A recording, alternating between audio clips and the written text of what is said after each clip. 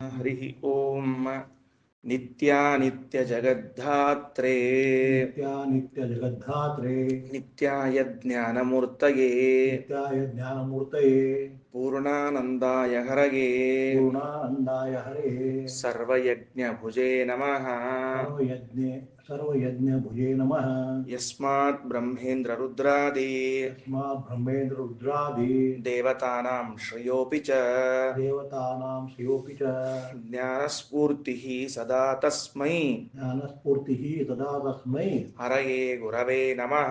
ಹರೇ ಗುರುವೇ ನಮಃ. ಶ್ರೀ ಗುರುಭ್ಯೋ ನಮಃ. ಈಶಾವಾಸ್ಯ ಉಪನಿಷತ್ತು. ಇದರ ಉಪನಿಷತ್ತಿನ ಭಾಷ್ಯ ಪಾಠ ನಿನ್ನೆ ಪ್ರಾರಂಭವಾಗಿದೆ. ನಿನ್ನೆಯ ಪಾಠದಲ್ಲಿ 2 ಹೊತ್ತಿನ ಪಾಠದಲ್ಲಿ 3 ಮಂತ್ರಗಳವರೆಗಿನ ವಿಚಾರವನ್ನು ಭಾಷ್ಯಾನುಸಾರವಾಗಿ ತಿಳಿದುಕೊಂಡಿದ್ದೇವೆ. ಅದರ ಅಭಿಪ್ರಾಯವಿಷ್ಟು: ಸ್ವಯಂಭುವ ಮನುವಿನಂತಹ ದೊಡ್ಡ ಯೋಗ್ಯತೆ ಉಳ್ಳ ಒಬ್ಬ ದೇವತೆ ಅವರು ತಾವು ಯಜ್ಞನಾಮಕ ಭಗವಂತನನ್ನ ಕಂಡು ಅವರನ್ನ ಸಾಕ್ಷಾತ್ಕಾರ ಮಾಡಿಕೊಂಡು ದೌಹಿತ್ರನಾಗಿ ಇದ್ದವನನ್ನ ಮತ್ತೆ ಏಕಾಗ್ರವಾದ ಮನಸ್ಸಿನಿಂದ ಸ್ತೋತ್ರ ಮಾಡುವಂತಹ ಸಂದರ್ಭದಲ್ಲಿ ಅಸುರರು ಅವರು ಭಗವಂತನ ಸ್ತೋತ್ರವನ್ನ ಮಾಡುವುದನ್ನ ಕೇಳಿ ಸಹನ ಮಾಡಿಕೊಳ್ಳಿಕ್ಕಾಗೋದಿಲ್ಲ. ಇದು ಅಸುರರ ಲಕ್ಷಣ. ಎಲ್ಲಿ ದೇವತಾ ಕಾರ್ಯ, ದೇವತಾ ಸ್ತೋತ್ರ, ಪಾರಾಯಣ, ಜಪ ನಡೆಯುತ್ತೋ ಅಲ್ಲಿ ಯಾವುದೇ ಕಾರಣಕ್ಕೂ ಅಸುರರು ಇರಲಿಕ್ಕೆ ಇಷ್ಟಪಡುವುದಿಲ್ಲ. ಮಾಡುವರನ್ನ ಕೆಡಿಸುವ ಪ್ರಯತ್ನ ಮಾಡ್ತಾರೆ. ಆದ್ದರಿಂದ ಸ್ವಯಂಭುವ ಮನುವನ್ನ ಕೊಂದೇ ಬಿಡಬೇಕು ಅಂತ ಬಂದರು. ಆಗ ಆ ಮಂತ್ರ ಪ್ರತಿಪಾದ್ಯನಾದ, ಭಕ್ತಿಯಿಂದ ಸ್ತೋತ್ರವನ್ನ ಮಾಡುವಾಗ ಮಂತ್ರ ಪ್ರತಿಪಾದ್ಯನಾಗಿರುವ ಯಜ್ಞನಾಮಕನಾದ ಭಗವಂತ ಬಂದು ಅವರನ್ನು ಸಂಹಾರ ಮಾಡಿದ. ಇದಿಷ್ಟು ಈ ಮಂತ್ರವನ್ನು ಕಂಡ ಪ್ರಸಂಗ. ಮೊದಲನೇ ಮಂತ್ರದಲ್ಲಿ ಈಶಾವಾಸ್ಯಮಿದಂ ಸರ್ವಂ ಯತ್ಕಿಂಚ ಜಗತ್ಯಾಂ ಜಗತ್ ತೇನ ತ್ಯಕ್ತೇನ ಭುಂಜೀತಾಃ ಮಾ ಹೃದಃ ಕಸ್ಯ ಸ್ವಿಧನಂ. ತುಂಬ ಅದ್ಭುತವಾದ ಮಂತ್ರವನ್ನು ಕಂಡುಕೊಳ್ಳುತ್ತಾರೆ ಸ್ವಯಂಭುವ ಮನು. ಈ ಜಗತ್ತು ಸ್ವತಃ ಚಲನೆಯನ್ನ ಮಾಡ್ಲಿಕ್ಕಾಗೋದಿಲ್ಲ. ತಾನಾಗಿಯೇ ಯಾವ ಕಾರ್ಯವನ್ನು ಮಾಡಲು ಆಗುವುದಿಲ್ಲ. ಜಡಕ್ಕಂತರೂ ಸ್ವಾಭಾವಿಕವಾದ ಚಲನವಲನಗಳು ಇಲ್ಲ. ಅದು ಮತ್ತೊಬ್ಬರಿಂದ ಪ್ರೇರಿತವಾದಾಗಲೇ ಚಲನವಲನ ಉಳ್ಳದ್ದಾಗಬೇಕು. ಚೇತನಕ್ಕೆ ಸ್ವಾಭಾವಿಕವಾಗಿ ಚಲನ ಇದ್ದರೂ ಇನ್ನೊಬ್ಬರು ಪ್ರೇರಣೆ ಮಾಡದ ಹೊರತು ಅವನು ಮಾಡಲಾರ, ಅಸಮರ್ಥ. ಆದ್ದರಿಂದ ಈ ಸ್ವತಃ ಅಸಮರ್ಥವಾದ ಈ ಜಗತ್ತಿನಲ್ಲಿ ಪ್ರವೃತ್ತಿ ಉಂಟು ಮಾಡುವುದಕ್ಕಾಗಿ ಭಗವಂತನು ಅದರಲ್ಲಿ ಪ್ರವೇಶ ಮಾಡ್ತಾನೆ. ಇದರಿಂದ ನಮಗೆ ತಿಳಿದು ಬಂದದ್ದು ಜಗತ್ತು ಅಸ್ವತಂತ್ರ. ಯಾಕೆಂದ್ರೆ ನಮ್ಮ ಪ್ರವೃತ್ತಿಗಳೆಲ್ಲ ಭಗವದ್ ಅಧೀನ ಅಂತಾದ ಮೇಲೆ ನಾವೆಲ್ಲ ಸ್ವತಂತ್ರ ಹೇಗಾಗ್ತೀವಿ? ಅದಕ್ಕೆ ಶ್ರೀಮದ್ ಆಚಾರ್ಯರು, ಟೀಕಾಕೃತ್ಪಾದರು ತತ್ವಸಂಖ್ಯಾನದಲ್ಲಿ ವ್ಯಾಖ್ಯಾನದಲ್ಲಿ ತಿಳಿಸುವಾಗ ಸ್ವತಂತ್ರ ಅಂದ್ರೆ ಏನು? ಸತ್ತಾತ್ರೈವಿಧ್ಯೆ ಪರ ಅನಪೇಕ್ಷಂ ಸ್ವತಂತ್ರಂ ಪರಾಪೇಕ್ಷಂ ಸ್ವತಂತ್ರಂ. ನಮ್ಮ ಅಸ್ತಿತ್ವ, ನಮ್ಮ ಜ್ಞಾನ, ನಮ್ಮ ಪ್ರವೃತ್ತಿಗಳು ಇವು ಮೂರಕ್ಕೂ ಇನ್ನೊಬ್ಬರನ್ನ ಅಪೇಕ್ಷಿಸಿಕೊಂಡಿದ್ದರೆ ಆವಾಗ ನಾವು ಪರತಂತ್ರ. ತನ್ನ ಅಸ್ತಿತ್ವ, ತನ್ನ ಜ್ಞಾನ, ತನ್ನ ಪ್ರವೃತ್ತಿಗೆ ಇನ್ನೊಬ್ಬರನ್ನ ಅಪೇಕ್ಷಿಸಿಕೊಂಡಿರದೇ ಹೋದರೆ ಅವ ಸ್ವತಂತ್ರ. ಅದರಿಂದ ಪ್ರವೃತ್ತಿ, ಪ್ರಮಿತಿ, ಪ್ರಯತ್ನಗಳು, ಅಸ್ತಿತ್ವಗಳು, ಸತ್ತ ಇವುಗಳಿಗಾಗಿ ಇನ್ನೊಬ್ಬರನ್ನು ಆಧರಿಸುವುದು ನಮ್ಮ ಸ್ವಭಾವ. ಆದ್ದರಿಂದಾಗಿ ನಾವು ಅಸ್ವತಂತ್ರರು. ಒಂದು. ಎರಡನೆಯದ್ದು, ಈ ಜಗತ್ತೆಲ್ಲವೂ ಎಲ್ಲಿ ಆಶ್ರಯಗೊಂಡಿದೆ ಅಂದ್ರೆ ಓತಶ್ಚ ಪ್ರೋತಶ್ಚ ಆಕಾಶೆ. ಮಹಾಲಕ್ಷ್ಮಿಯಲ್ಲಿ ತದಭಿಮನ್ಯಮಾನವಾದ ಜಡ ಪ್ರಕೃತಿಯಲ್ಲಿ ಇದು ಆಕಾಶ ಏನು, ಪ್ರಕೃತಿ ಏನಾಗಿದೆ, ಜಗತ್ತೇನಾಗಿದೆ ಅಂದ್ರೆ ಆಶ್ರಯಿಸಿಕೊಂಡಿದೆ. ಸಂಪೂರ್ಣವಾದ ವಿಶ್ವ ಪ್ರಕೃತಿಯನ್ನು ಆಧರಿಸಿಕೊಂಡು ಬದುಕಿದೆ. ಆ ಪ್ರಕೃತಿ ಹಾಗೂ ಪ್ರಕೃತಿ ಅಭಿಮಾನಿನಿಯಾಗಿರುವಂತಹ ಮಹಾಲಕ್ಷ್ಮಿ ಅವಳು ಭಗವಂತನನ್ನ ಆಶ್ರಯಿಸಿಕೊಂಡಿದ್ದಾಳಾದ್ದರಿಂದ ಈ ಜಗತ್ತು ಅಸ್ವತಂತ್ರ. 2 ಯುಕ್ತಿಗಳಿಂದ ಜಗತ್ತಿಗೆ ಅಸ್ವಾತಂತ್ರ್ಯವನ್ನ ಹೇಳಿ ಸ್ವಯಂಭೂಮನು ನಮಗೆ ತಿಳಿಸುವ ಪಾಠವೇನು ಅಂದ್ರೆ ತೇನ ತ್ಯಕ್ತೇನ ಭುಂಜೀತಾಗ. ಅಲ್ಲೋ, ನಾವು ಅಸ್ವತಂತ್ರರು ಅಂದ ಮೇಲೆ ಸ್ವತಂತ್ರನಾದ ಭಗವಂತ ಕೊಟ್ಟದ್ದನ್ನು ಸ್ವೀಕಾರ ಮಾಡು. ಮಾಗದ ಕಸ್ಯ ಸ್ವಿಧನಂ. ಇನ್ನೊಬ್ಬರ ಕಡೆಗೆ ಹೋಗಿ ಕೇಳಬೇಡ. ಯಾಕೆ? ಒಬ್ಬ ಅಸ್ವತಂತ್ರ ಇನ್ನೊಬ್ಬ ಅಸ್ವತಂತ್ರನ ಕಡೆಗೆ ಕೇಳುವುದು ಹಾಸ್ಯಾಸ್ಪದವಲ್ವೇನು? ಒಬ್ಬ ತಾನೇ ಕಾರಾಗೃಹದಲ್ಲಿ ಇದ್ದಾನೆ, ಜೈಲಿನಲ್ಲಿ ಇದ್ದಾನೆ. ಅದೇ ಜೈಲಿನಲ್ಲಿರುವ ಇನ್ನೊಬ್ಬರನ್ನ ಕೇಳಿಸ್ತಾನೆ, ನನ್ನನ್ನ ಯಾವಾಗ ಬಿಡುಗಡೆಗೊಳಿಸ್ತಿ, ನನ್ನನ್ನ ಯಾವಾಗ ಬಿಡುಗಡೆಗೊಳಿಸ್ತಿ ಅಂದ್ರೆ ಆತ ಏನ್ ಹೇಳಬೇಕು? ಹುಚ್ಚು ಅಂತ ಕರೀತಾರೆ, ಅಷ್ಟೇ ಕೆಲಸ. ಯಾಕೆ ಅಂದ್ರೆ ಇವನೂ ಅಸ್ವತಂತ್ರ ಅವನೂ ಅಸ್ವತಂತ್ರ, ಇವನೂ ಬಂಧಿ ಅವನೂ ಬಂಧಿ, ಖಾನೆಯಲ್ಲಿ ಇದ್ದವನು. ಒಬ್ಬರನ್ನೊಬ್ಬರು ಹೇಗೆ ಬಿಡಿಸ್ಲಿಕ್ಕೆ ಸಾಧ್ಯ ಇದೆ? ಆದ್ದರಿಂದ ನಾವು ಅಸ್ವತಂತ್ರರಾದವರು ಇನ್ನೊಬ್ಬರಾದ ಅಸ್ವತಂತ್ರನ ಕಡೆಗೆ ಹೋಗಬಾರದು. ಇದರಲ್ಲಿ ನಿನ್ನೆ ಹೇಳುವಾಗ ಒಂದೆರಡು ಮಾತು ಸ್ಪಷ್ಟ ಮಾಡಬೇಕು ಅಂತ ನನಗೆ ಅನಿಸಿದ್ದನ್ನು ಸ್ಪಷ್ಟ ಮಾಡ್ಲಿಕ್ಕೆ ಹೊರಟಿದ್ದೇನೆ. ನಿನ್ನೆ ಅವರು ಕೇಳಿದ ಪ್ರಶ್ನೆಗೆ ಮತ್ತೊಂದು ಉತ್ತರ. ಬ್ರಾಹ್ಮಣನ ಧರ್ಮಗಳೇ ಆಗಿರುವಾಗ ಪ್ರತಿಗ್ರಹ ಮಾಡಬೇಡ್ರಿ, ಇನ್ನೊಬ್ಬರ ಕಡೆ ಕೇಳಬೇಡ್ರಿ ಅಂತ ಹೇಗನ್ನೋದು? ಹಾಗಾದ್ರೆ ಬ್ರಾಹ್ಮಣ್ಯದಕ್ಕೆ ಚ್ಯುತಿ ಬರ್ಲಿಲ್ವೇ ಅಂತ ಒಂದು ಪ್ರಶ್ನೆ ಬಂದಿತ್ತು. ಅತ್ಯಂತ ಸಹಜವಾದ ಪ್ರಶ್ನೆ, ಬರಲೇಬೇಕು. ಅದು ಬಂದಾಗಲೇ ನಾವು ಉತ್ತರ ಕೊಡ್ಲಿಕ್ಕೆ ಸಾಧ್ಯ ಆಗೋದು. ಏನ್ ಪ್ರಶ್ನೆ ಏನು? ಯಜನ ಯಾಜನ ದಾನ ಪ್ರತಿಗ್ರಹ ಅಧ್ಯಯನ ಅಧ್ಯಾಪನಗಳು ಬ್ರಾಹ್ಮಣನ ಸ್ವಧರ್ಮಗಳು. ಅಂದ್ರೆ ಪಾಠ ಹೇಳಬೇಕು, ಪಾಠ ಕೇಳಬೇಕು, ಪಾಠ ಹೇಳಬೇಕು, ಪಾಠ ಕೇಳಬೇಕು, ಇವೆರಡು ಸ್ವಧರ್ಮ. ದಾನ ಕೊಡಬೇಕು, ದಾನ ತೆಗೆದುಕೊಳ್ಳಬೇಕು, ಇವೆರಡು ಸ್ವಧರ್ಮ. ಯಜ್ಞ ಮಾಡಬೇಕು, ಯಜ್ಞ ಮಾಡಿಸಬೇಕು, ಇವು ನಮ್ಮ ಸ್ವಧರ್ಮಗಳು. ಅಂದಮೇಲೆ ಬ್ರಾಹ್ಮಣನ ಧರ್ಮದಲ್ಲಿಯೇ ದಾನ ತೆಗೆದುಕೊಳ್ಳುವುದು ಇದ್ದಾಗ ನೀವು, ಅರ್ಥಾತ್ ನಾನು ಪಾಠ ಹೇಳುವ ಕಾಲದಲ್ಲಿ ಪ್ರತಿಗ್ರಹ ಮಾಡಬಾರದು ಅಂತ ಹೇಳಿದರೆ ಬ್ರಾಹ್ಮಣ ಧರ್ಮಕ್ಕೆ ಚ್ಯುತಿ ಬರಲಿಲ್ವೋ ಅಂತ ಪ್ರಶ್ನೆಯನ್ನ ಕೇಳಿದ್ರು. ಸರಿ ಇದೆ. ಇಲ್ಲಿ ದಾನ ಎರಡು ರೀತಿಯಿಂದ ಇರುವಂತಹದ್ದು ಅಂತ ಒಂದು ಸ್ಪಷ್ಟ ಮಾಡ್ತೇನೆ. ಏನು ಅಂದ್ರೆ, ನಾನು ಕಷ್ಟದಲ್ಲಿ ಇದ್ದೇನೆ ಅನ್ನೋದಕ್ಕೇನೆ ಇನ್ನೊಬ್ಬರ ಕಡೆಗೆ ಹೋಗಿ ಕೇಳ್ತೇನೆ, ಇಲ್ಲದ್ರೆ ಯಾಕೆ ಕೇಳ್ತೀನಿ ನಾನು? ಹಾಗಾದ್ರೆ ದಾನ ಕೇಳುವಾಗ ಅವರಾಗಿಯೇ ತಂದು ಕೊಡುವ ದಾನ ಒಂದು, ನಾನಾಗಿಯೇ ಹೋಗಿ ಕೇಳಿ ತೆಗೆದುಕೊಳ್ಳುವ ದಾನ ಮತ್ತೊಂದು. ಪ್ರತಿಗ್ರಹ ದ್ವಿವಿಧ. ದಾನ ಎರಡು ರೀತಿಯದು. ನಾನು ನಿಮ್ಮ ಮನೆಯವರೆಗೆ ಬಂದು ನೀವು ನನಗೊಂದು ಸ್ವಲ್ಪ ಸಹಾಯ ಮಾಡಬೇಕು, ನಾನು ಕಷ್ಟದಲ್ಲಿದ್ದೇನೆ, ಬೇಕು ಅಂತ ಕೇಳುವುದು ಒಂದು ಪ್ರತಿಗ್ರಹ. ಇನ್ನೊಂದು, ನನ್ನ ಮನೆಯಲ್ಲಿ ನಾನಿದ್ದೇನೆ, ನೀವಾಗಿಯೇ ನನ್ನ ಮನೆಯವರೆಗೆ ಬಂದು ದಾನವನ್ನು ಕೊಟ್ಟಿದ್ದೀರಿ. ಎರಡು ತರಹದ ಪ್ರತಿಗ್ರಹದ, ಎರಡೂ ಕಡೆಗೆ ಸ್ವೀಕಾರ ಮಾಡುವ ನಾನೇ. ಆದರೆ ತುಂಬಾ ತುಂಬಾ ಪ್ರೀತಿಯಿಂದ ಭಗವಂತನ ಧ್ಯಾನವನ್ನ ಮಾಡಿದಾಗ ಏನಾಗ್ತದೆ? ಭಗವಂತನನ್ನ ಪ್ರೀತಿಯಿಂದ ಧ್ಯಾನ ಮಾಡಿದಾಗ ಏನಾಗ್ತದೆ ಅಂತ ಕೇಳಿದ್ದಕ್ಕೆ ಅದರ ಫಲವನ್ನ ಹೇಳ್ತಾರೆ. ಭಯ, ಶೋಕ, ಮೋಹ ಈ ಮೂರುಗಳಾಗುವುದಿಲ್ಲ. ಯಾವ ಮಂತ್ರಗಳ ಫಲ ಇದು? ಯಾವ ಮಂತ್ರಗಳ ಫಲ ಇದು ಅಂತ ಕೇಳಿದ್ರೆ, 4ನೇ ಮಂತ್ರ, ಇವತ್ತೇನು ಪಾಠ ಪ್ರಾರಂಭವಾಗಬೇಕಾಗಿದೆಯೋ ಆ 4ನೇ ಮಂತ್ರದಿಂದ ಪ್ರಾರಂಭವಾಗಿ 8 ಮಂತ್ರಗಳವರೆಗೆ 5 ಮಂತ್ರಗಳಲ್ಲಿ ಭಗವದ್ಗುಣ ಅನುಸಂಧಾನ, ಭಗವಂತನ ಗುಣ ಚಿಂತನೆ ಆದಾಗ ಬರುವ ಫಲವೇನು ಅಂತ ತಿಳಿಸ್ಲಿಕ್ಕೆ ಹೊರಟಿದ್ದಾರೆ. ಸರಿ ಆಯ್ತಾ? ಬರುವ ಫಲವೇನು ಅಂತ ತಿಳಿಸ್ಲಿಕ್ಕೆ ಹೊರಟಿದ್ದಾರೆ.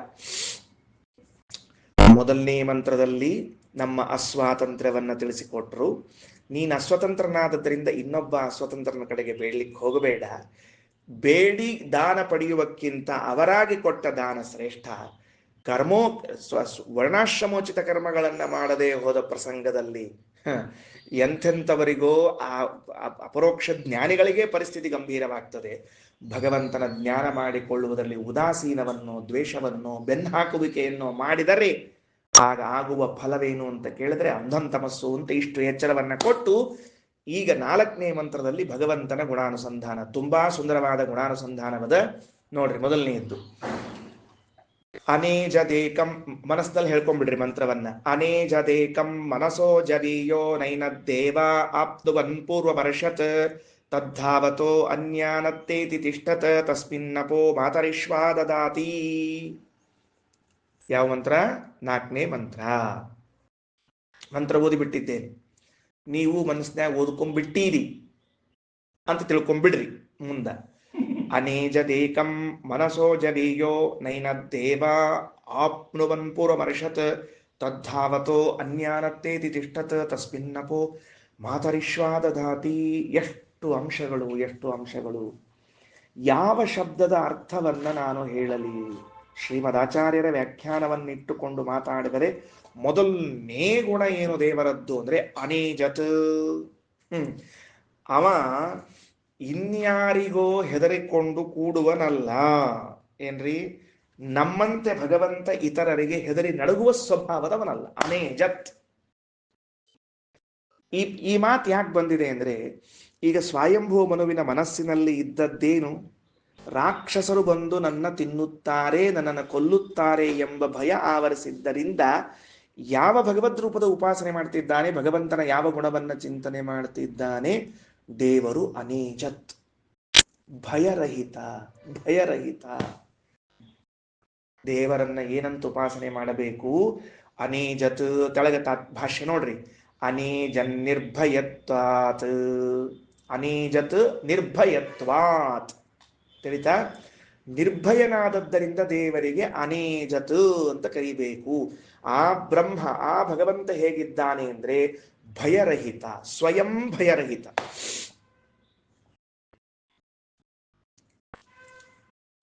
ಭಗವದ್ಗೀತೆಯಲ್ಲಿ 16ನೇ ಅಧ್ಯಾಯದಲ್ಲಿ ಭಗವದ್ಭಕ್ತನ ಮೊದಲನೇ ಲಕ್ಷಣವೇನು ಅಂತ ಕೇಳ್ತಾರೆ. ಭಗವದ್ಭಕ್ತನ ಮೊದಲನೇ ಲಕ್ಷಣವೇನು ಅಂತ ಕೇಳಿದಾಗ ಅಭಯಂ ಸತ್ವಸಂಶುದ್ಧಿ ಜ್ಞಾನ ಯೋಗ ವ್ಯವಸ್ಥಿತಿ. ಮೊದಲನೇ ಗುಣವೇ ಭಗವದ್ಭಕ್ತನದ್ದು ಅಭಯ ಅಂತ ಹೇಳ್ತಿದ್ದಾರೆ. ಏನಾಗಿರ್ಬೇಕು? ಭಗವದ್ಭಕ್ತನಾದವನು ಎಂದೂ ಭಯಕ್ಕೊಳಗಾಗಿರಬಾರ್ದು. ಕಾರಣ, ನಾನು ಉಪಾಸನೆ ಮಾಡುವ ಭಗವಂತ ನಿರ್ಭೀತ, ಭಯರಹಿತ. ಅಲ್ರಿ, ಭಯರಹಿತನಾದ ಭಗವಂತನ ಉಪಾಸನೆಯನ್ನ ಮಾಡ್ತಾ ಇರುವಾಗ ಮತ್ತೆ ನಮಗೆ ಭಯ ಆಗ್ತದೆ ಅಂತ ಹೇಳಿದ್ರೆ ಅದರ ಅರ್ಥ ಏನ್ ಹೇಳಿ ನೋಡಂತೆ. ರಾಮಾವತಾರದ ಒಂದು ಪ್ರಸಂಗದಲ್ಲಿ ವಿಭೀಷಣ ರಾವಣನ ಕಡೆಯಿಂದ ಬಂದಿರ್ತಾನೆ. ರಾಕ್ಷಸ ಎಲ್ಲಾ ಕಪಿಗಳು ಅವನನ್ನ ನಮ್ಮ ಪಕ್ಷಕ್ಕೆ ಸೇರಿಸಿಕೊಳ್ಳುವುದು ಬೇಡ, ಮೊದಲೇ ರಾಕ್ಷಸ, ಯಾವಾಗ ಏನ್ ಮಾಡ್ತಾನೆ ಯಾರಿಗ್ ಗೊತ್ತು ಅಂತ ಹೇಳಿದಾಗ ರಾಮಚಂದ್ರ ಆಡುವ ಒಂದು ಮಾತನ್ನು ಶ್ರೀಮದಾಚಾರ್ಯ ಹೇಳ್ತಾರೆ, ನೇಷಾ ಭಯಂ. ಅಲ್ಲೋ, ಈ ಬ್ರಹ್ಮಾದಿ ದೇವತೆಗಳಿಂದಲೇ ಮದಂಗುಲಿ ಚಾಲನೆ ನೇಷಾಹ. ನನ್ನ ಬೆರಳು ಅಳ್ಳಾಡಿಸ್ಲಿಕ್ಕಾಗಂಗಿಲ್ಲ ಬ್ರಹ್ಮಾದಿಗಳಿಗೆ, ಇವನಿಂದ ಭಯಮ್ಮ ನನಗೆ. ಏನು ಅದ್ಭುತ ಮಾತು ಶ್ರೀಮದಾಚಾರ್ಯದು. ನಿಜವಾಗಿ ಹೇಳ್ತೀನಿ, ನಮ್ಮ ಆಚಾರ್ಯರ ಶಾಸ್ತ್ರವನ್ನು ಓದ್ತಾ ಇದ್ರೆ ಅದಕ್ಕಾಗೋ ಆನಂದವೇ ಬೇರೆ. ಎಷ್ಟು ಚಂದಾದ ಮಾತಾಡ್ತಾರೆ ನೋಡ್ರಿ ಆಚಾರ್ಯರು. ಸಬ್ರಹ್ಮಕಾಸ್ವರಗಣಾ. ಇದು ಪ್ರಾಯ 8ನೇ ಅಧ್ಯಾಯದಲ್ಲಿ ಇರಬೇಕು. ಸಬ್ರಹ್ಮಕಾಸ್ವರಗಣಾ ಸಹ ದೈತ್ಯ ಮರ್ತ್ಯಾ ಸರ್ವೇ ಸಮೇತ್ಯ ಚ ಮದಂಗುಲಿ ಚಾಲನೇಪಿ ನೇಷಾ ಭಯಂ ನ ಮಮ ರಾತ್ರಿ ಚರಾದಮುಷ್ಮಾತ್ ಶುದ್ಧ ಸ್ವಭಾವ ಇತಿ ಚೈನಮಹಂ ವಿಜಾನೆ. ಏನ್ ತಾತ್ಪರ್ಯ ಹೇಳಿದ ವಾಕ್ಯ, ಒಂದು ಮಾತು ಎಷ್ಟು ಅದ್ಭುತ. ಅನೇಜತ್, ಭಯರಹಿತ ದೇವರು. ಎಲ್ಲಿ ಹೇಳ್ಕೊಂಡಾನ್ರಿ ದೇವರು? ಹೇಳ್ಕೊಂಡ ದೇವರೇಂದ್ರ ಭಯರಹಿತ ಇದ್ದಾನ ಅಂತ ಹೇಳಿ. ಅದ ಎಲ್ಲಿದ ಅಂದ್ರೆ ಸಬ್ರಹ್ಮಕಾಹ ಸುರಗಣಾಹ. ಶ್ರೀರಾಮಚಂದ್ರ ಅಂತಾನ ಬ್ರಹ್ಮದೇವರಿಂದ ಕೂಡಿದ ಸಂಪೂರ್ಣ ಸುರಗಣ, ಸಹ ದೈತ್ಯ ಮರ್ತ್ಯಾಹ, ಎಲ್ಲಾ ದೈತ್ಯರು ಎಲ್ಲಾ ಮನುಷ್ಯರು, ಸರ್ವೇ ಸಮೇತ್ಯ ಚ, ಎಲ್ಲರೂ ಬಂದು ಮದಂಗುಲಿ ಚಾಲನೇಪಿ ನೇಷಾಹ, ನನ್ನ ಬೆರಳು ಅಳ್ಳಾಡಿಸ್ಲಿಕ್ಕಾಗಲ್ಲ ರಾಮಚಂದ್ರ ಅಂತಾನೆ.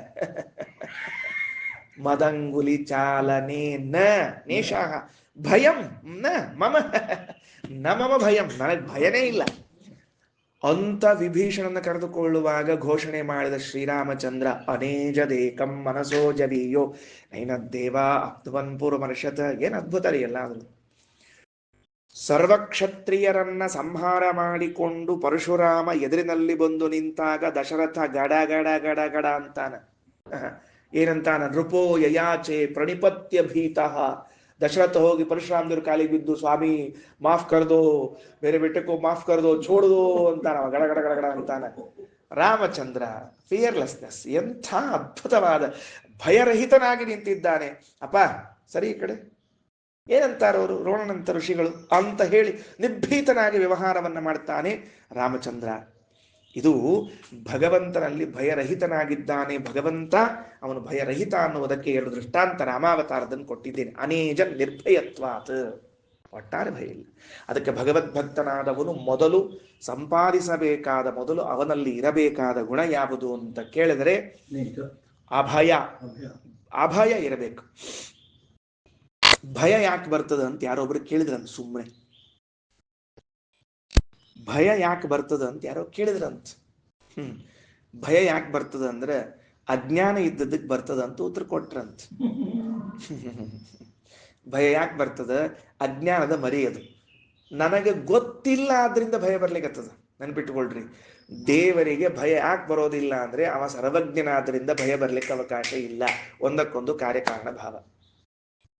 ಕತ್ಲಿ ಒಳಗೆ ಹೊರಟಿರ್ತೀವಿ, ಭಯ ಬರ್ತದೆ. ಕತ್ಲೆಯಲ್ಲಿ ಹೊರಟಾಗ ಯಾಕೆ ಭಯ ಬರ್ತದ? ಅಜ್ಞಾನ, ಏನದ ಗೊತ್ತಿಲ್ಲ. ಅದ ಬೆಳಕನೆ ಹೊಂಟ ಭಯ ಬರ್ಬೇಕು ನೋಡಂತ, ರಪ ರಪ ರಪ ರಪ ಹೋಗ್ತಿರ್ತಾನೆ, ಮಿಲಿಟರಿ ಮ್ಯಾನ್ ಇದ್ದಂಗಿವ. ಕತ್ಲ್ಯಾಗ ಹೋಗ್ಬೇಕು ನೋಡಂತ ಭಯ ಬರ್ತದ. ದೂರದಲ್ಲಿ ನಾಯಿ ಮಲಗಿರ್ತದ, ಆ ನಾಯಿ ಇವನ್ ನೋಡ್ತದ, ಇವ ಅವನ್ ನೋಡ್ತಾನೆ, ಇಬ್ರು ಹೆದರ್ಕೊಂಡಿರ್ತಾರ್ರಿ. ನಾಯಿ ಹೆದರ್ಕೊಂಡು ಯಾಕ? ಇಬ್ಬರಿಗೂ ಗೊತ್ತಿಲ್ಲ ಅದು ಏನ್ ಮಾಡ್ತಾನಂತ ಇವನಿಗೆ ಗೊತ್ತಿಲ್ಲ, ಇವ ಏನ್ ಮಾಡ್ತಾನಂತ ಅದಕ್ಕೂ ಗೊತ್ತಿಲ್ಲ. ಸೊ ಇಬ್ಬರಿಗೂ ಭಯ ಅದ. ಸೊ ಅಜ್ಞಾನದಿಂದಾಗಿ ಭಯ ಬರ್ತದೆ. ನಮ್ಮ ದೇವರಿಗೆ ಭಯವಿಲ್ಲ. ಯಾಕೆ ಅಂದ್ರೆ ಜ್ಞಾನಮಯ, ಸರ್ವಜ್ಞತ್ವಾತ್ ಭಯಾಭಾವ. ಅದರಿಂದ ಎಂಥ ಅದ್ಭುತವಾದ ಮಾತು. ನಾವು ದೇವರನ್ನ ವಿಶ್ವಾಸ ಮಾಡ್ಬೇಕು, ದೇವರು ನಂಬಬೇಕು. ಯಾಕೆ ದೇವರು ನಂಬಬೇಕು? ದೇವರಲ್ಲಿ ಅಂಥ ಗುಣ ಏನಿದೆ ಅಂದ್ರೆ ಮೊದಲು ಭಯ ಇಲ್ಲ ಅವನಿಗೆ. ಅನೇಜತ್, ಅನೇಜನ್ ನಿರ್ಭಯತ್ವಾತ್. ಮುಂದಿನ ಮಾತು ನೋಡ್ರಿ, ತದೇಕಂ ಪ್ರಾಧಾನ್ಯತಸ್ತಥಾ. ದೇವರಿಗೆ ಏಕ ಅಂತ ಒಂದು ಹೆಸರಂತ. ಯಾರಿಗೂ ಗೊತ್ತಿಲ್ಲ ನಮಗೆ ದೇವರಿಗೆ ಏನು ಹೆಸರ್ರಿ? ಏಕ. ಅದೇ ದಾನ ಪ್ರತಿಗ್ರಹದ ಬಗ್ಗೆ ನಿಮ್ ಪ್ರಶ್ನೆಗೆ ಉತ್ತರ ಕೊಟ್ಟೆ, ಇದ್ರೋದಿಲ್ಲ ಒಂದೇ. ನಾವಾಗಿ ಹೋಗ್ಕೊಳ್ಳ. ಅದೇ ನಿಮ್ ಪ್ರಶ್ನೆ ನಿನ್ನೆ ಉಳಿದಿತ್ತು, ಅದಕ್ಕೆ ಇವತ್ತು ಉತ್ತರ ಕೊಟ್ಟಿದ್ದೆ ಅಷ್ಟೇ. ಸರಿ, ನೋಡ್ರಿ ಮುಂದೆ ನೋಡ್ರಿ. ಏಕ ಅಂತ ದೇವರಿಗೊಂದು ಹೆಸರಂತೆ. ಏನದು? ಏಕ ಅಂತನ್ನುವುದು ಸಂಖ್ಯಾವಾಚಕ. ಅದು ಏಕ ಅನ್ನುವುದೇನು? ಸಂಖ್ಯಾವಾಚಕ. ಅಂದ್ರೆ ಏನು? ಸಂಖ್ಯೆಯನ್ನ ತಿಳಿಸುವ ಶಬ್ದ ಏಕ. ಅರ್ಥ ಆಗ್ತಾ ಇದೆಯಾ? ಏಕ ಅಂದ್ರೆ ಏನಂತ ಹೇಳಿ. ಏಕ ಅಂದ್ರೆ ಒಂದು ಅಂತ ಅರ್ಥ. ಆದರೆ ಇಲ್ಲಿ ದೇವರ ಹೆಸರಂತೆ. ಏನದು? ಇಲ್ಲಿ ದೇವರ ಹೆಸರು. ಬರೆದಿಟ್ಕೊಳ್ರಿ. ಏನಂತ ಬರೆದಿಟ್ಕೋಬೇಕು? ಏಕ ಅಂತನ್ನುವುದು, ಏಕ ಅಂತನ್ನುವುದು ದೇವರ ಹೆಸರು. ಹೆಂಗ? ಬಹಳ ವಿಚಿತ್ರ ಅಲ್ಲ? ಏಕ ಅಂಬೋ ದೇವರ ಹೆಸರು ಅನ್ನೋದು. ನಾವೆಲ್ಲೂ ಹಿಂಗ್ ಕೇಳೇ ಇಲ್ರಿ. ಸಂಖ್ಯೆಗಳಿಂದ ಭಗವಂತನನ್ನ ಕರಿಬಹುದು ಅಂತ ಅರ್ಥ ಏನು ಅಂತ ಆಮೇಲೆ ನೋಡಂತ. ಸಂಖ್ಯಾವಾಚಕ ಶಬ್ದಗಳಿಂದಲೂ ಭಗವಂತನನ್ನ ಕರಿಬಹುದು ಅಂತ ಉಪನಿಷತ್ ತಿಳಿಸ್ತಾ ಇದೆ. ಏನ್ ತಿಳಿಸ್ಲಿಕ್ಕತ್ತದ ಉಪನಿಷತ್ತು? ಸಂಖ್ಯಾವಾಚಕ ಶಬ್ದ ಒನ್ ದೇವರು. ಬಹಳ ಆಶ್ಚರ್ಯ ಅಲ್ಲ? ನಾನು ಸುಮ್ಮನೆ ಒಂದು ಮಾತು ಹೇಳಿರ್ತೀನಿ, ನೆನಪಾಗ್ತದೆ ಏನೋ. ದೇವರು ಶ್ರೀಮದಾಚಾರ್ಯ ನೆನಪು ಮಾಡಿಬಿಡ್ತಾರೆ. ಶ್ರೀಮದಾಚಾರ್ಯರು ವಿಷ್ಣುಮಂಗಲ ದೇವಾಲಯದಲ್ಲಿ ಕುಳಿತಿರುವಾಗ ವಿಷ್ಣು ಸಹಸ್ರನಾಮದ ಅರ್ಥವನ್ನ ಹೇಳಿದ್ರಂತೆ. ಇದೆಲ್ಲ ನೀವು ಉಪನ್ಯಾಸದಲ್ಲಿ ಕೇಳಿರ್ತೀನಿ. ವಿಷ್ಣು ಸಹಸ್ರನಾಮ ಅಂದ್ರೆ ಏನು ಅಂತ ನಾರಾಯಣ ಪಂಡಿತಾಚಾರ್ಯ ಹೇಳುವಾಗ, ಅಭ್ಯದಾತ್ ಸಪದಿ ವಿಶ್ವ ಪದಾರ್ಥಾನ್. ಎಂಥದ್ದು ಅಂದ್ರೆ ಶ್ರುತಿ ಶಿರ ಶತ ಸಿದ್ಧಾನ್ ಅಂತ ಹೇಳ್ತಾರೆ. ಏನರ್ಥ ಅದು? ಉಪನಿಷತ್ತುಗಳಲ್ಲಿ ಹೇಳಲಾದ ನಾಮಗಳ ಅರ್ಥವನ್ನು ಶ್ರೀಮದಾಚಾರ್ಯ ಹೇಳಿದರು ಅಂತ. ಅಂದ್ರೆ ವಿಷ್ಣು ಸಹಸ್ರನಾಮದಲ್ಲಿ ಬಂದ ಎಲ್ಲಾ ನಾಮಗಳು ಉಪನಿಷತ್ತುಗಳಲ್ಲಿ ಹೇಳಲಾದ ನಾಮ. ಅಂದ್ರೆ ವಿಶ್ವಂ ವಿಷ್ಣುರ್ವಷಟ್ಕಾರ ಭೂತ ಭವ್ಯ ಭವತ್ ಪ್ರಭು, ಇವೆಲ್ಲವೂ ಉಪನಿಷತ್ನಲ್ಲಿ ಬಂದಾವ. ಅಷ್ಟು ವೇದದಲ್ಲಿ ಬಂದಿರುವಂತಹದ್ದು. ವೇದ ಉಪನಿಷತ್ತು ಅಂತ ಇಟ್ಕೊಳ್ರಿ. ಏಕಃ ಅಂತನ್ನುವುದು ಕೂಡ ಉಪನಿಷತ್ನಲ್ಲಿ ಬಂದಿದೆ. ಅನೇಜತ ಏಕಂ. ವಿಷ್ಣು ಸಹಸ್ರನಾಮದಲ್ಲಿ ಏಕೋನೈಕ ಸವಃ ಕಿಂ ಯತ್ತತ್ಪದಮನುತ್ತಮಂ ಲೋಕಬಂಧುರ್ಲೋಕನಾಥೋ ವಿಶೋಕ ಶೋಕನಾಶನ. ಎಂಥ ಚಂದರಿ! ಏಕಾಂತ ವಿಷ್ಣು ಸಹಸ್ರನಾಮದಲ್ಲಿ ದೇವರಿಗೆ ಹೆಸರು. ಭೀಷ್ಮಾಚಾರ್ಯ ಕರೀತಾರ, ಸ್ವಾಮಿ ನೀ ಏಕ. ಯಾಕೆ ಏಕ? ವಿಷಯ ತಿಳಿತ್ ನಮ್ಗೀಗ. ಉಪನಿಷತ್ತಿನಲ್ಲಿ ದೇವರಿಗೆ ಏಕ ಎಂದು ಕರೆದದ್ದರಿಂದ ಭೀಷ್ಮಾಚಾರ್ಯರು ಭಗವಂತನನ್ನ ಏಕ ಎಂದು ಕರೆದಿದ್ದಾರೆ. ನಾವು ಸಾಮಾನ್ಯ ಸಂಸ್ಕೃತ ಓದುವ ಸಾಮಾನ್ಯ ಪಂಡಿತರಲ್ಲಿ ಅಸಾಮಾನ್ಯರಾದ ನಾವುಗಳು ಏನಂತೀವಿ ಅಂತಂತಂದ್ರೆ, ದೇವರು ಏಕ. ಯಾಕ ದೇವರು ಏಕ ಅಂತ ಕೇಳಿದರೆ ಒಂದು ಉತ್ತರ ಹೇಳ್ತೀವಿ, ಅವ ಒಂದು ಅಂತ. ಅಲ್ಲ, ಶ್ರೀಮದಾಚಾರ್ಯ ಅಂತಾರೆ ತದೇಕಂ ಪ್ರಾಧಾನ್ಯತಸ್ತಥ. ಕೆಳಗೆ ತಿಳ್ಕೊಳ್ರಿ, ಕೆಳಗೆ ನೋಡ್ರಿ, ತಾತ್ಪರ್ಯ ನೋಡ್ರಿ, ಭಾಷ್ಯ ನೋಡ್ರಿ. ಏನಂತಾರ? ದೇವರನ್ನು ಏಕ ಎಂದು ಉಪನಿಷತ್ತು ಕರೆದದ್ದು ಯಾಕೆ ಅಂದ್ರೆ ಮುಖ್ಯ ಎಂಬ ಅರ್ಥದಲ್ಲಿ ಕರೆದಿದ್ದಾರೆ. ಎಲ್ಲಕ್ಕಿಂತ ಮುಖ್ಯ. ಪುತ್ರಾತ್ ವಿತ್ತಾತ್ ಪ್ರೇಯ, ಎಲ್ಲಕ್ಕಿಂತ ಮುಖ್ಯ ದೇವರು ನಮಗೆ. ಹೀಗೆ ಇದೆಯಾ ಅಂತ ಗೊತ್ತಿಲ್ಲ ನನಗೆ. ನನ್ನ ಜೀವನದಲ್ಲಿ ಭಗವಂತ ಎಲ್ಲಕ್ಕಿಂತ ಮುಖ್ಯನಾಗಿ ಇದ್ದಾನ ಅಂತ ನನಗೆ ಗೊತ್ತಿಲ್ಲ. ವೇದ ಹೇಳ್ತದೆ, ಶ್ರೀಮದ್ ಆಚಾರ್ಯರು ವ್ಯಾಖ್ಯಾನ ಮಾಡ್ತಾರೆ, ವ್ಯಾಸರು ಬ್ರಹ್ಮಾಂಡ ಪುರಾಣದ ಮಾತನ್ನು ಹೇಳ್ತಾರೆ, ಭಗವಂತನನ್ನು ಏಕ ಎಂದು ಉಪನಿಷತ್ತು ಕರೆದದ್ದು ಯಾಕೆ ಅಂದ್ರೆ ಅವ ಮುಖ್ಯ.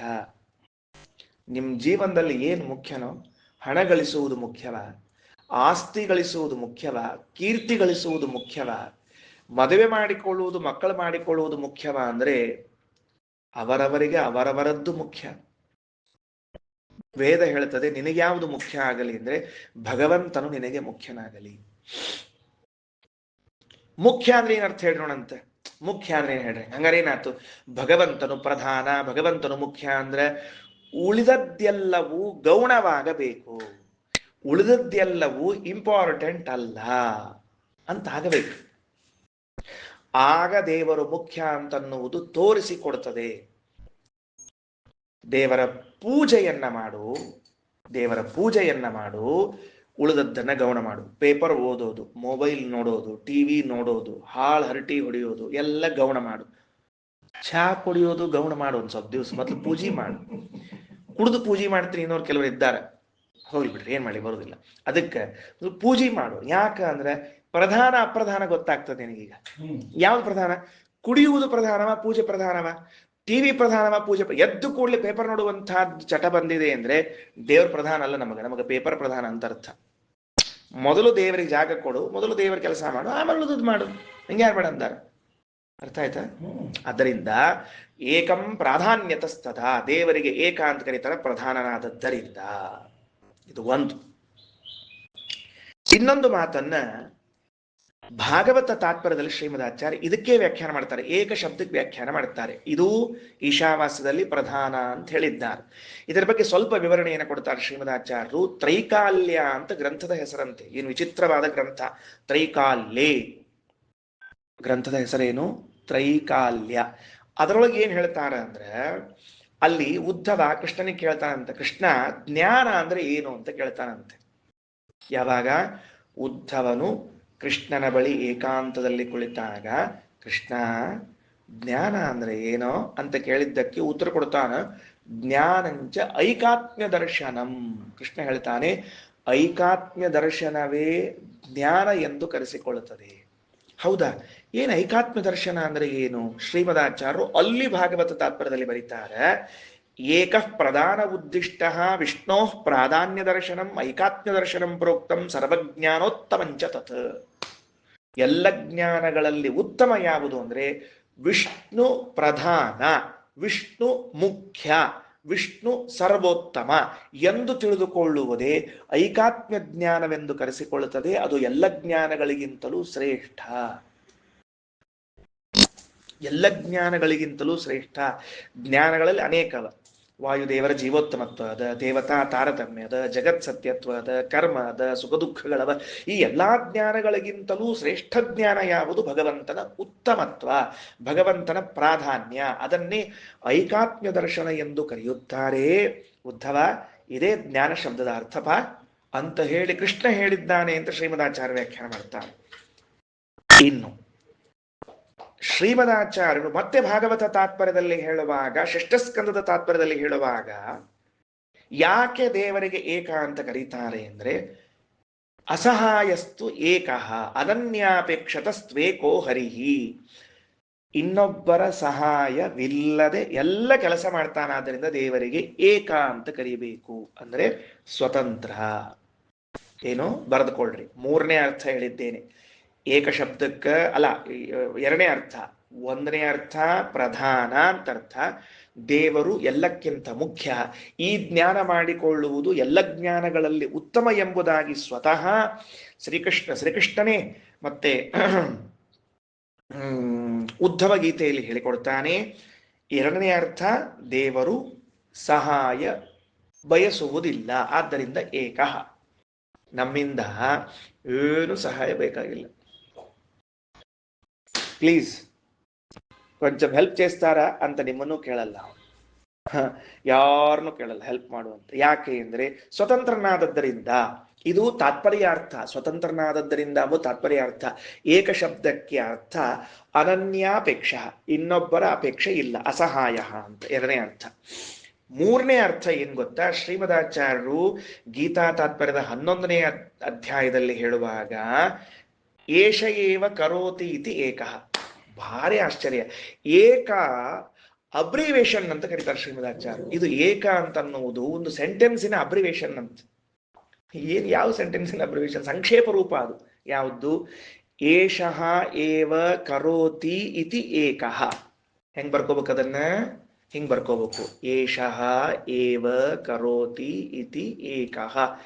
ಇವನೇನೇ ಎಲ್ಲವನ್ನ ಮಾಡ್ತಾನ, ಆದ್ದರಿಂದ ಅವ್ಗೇನ್ ಕರಿಬೇಕು? ಏಕ.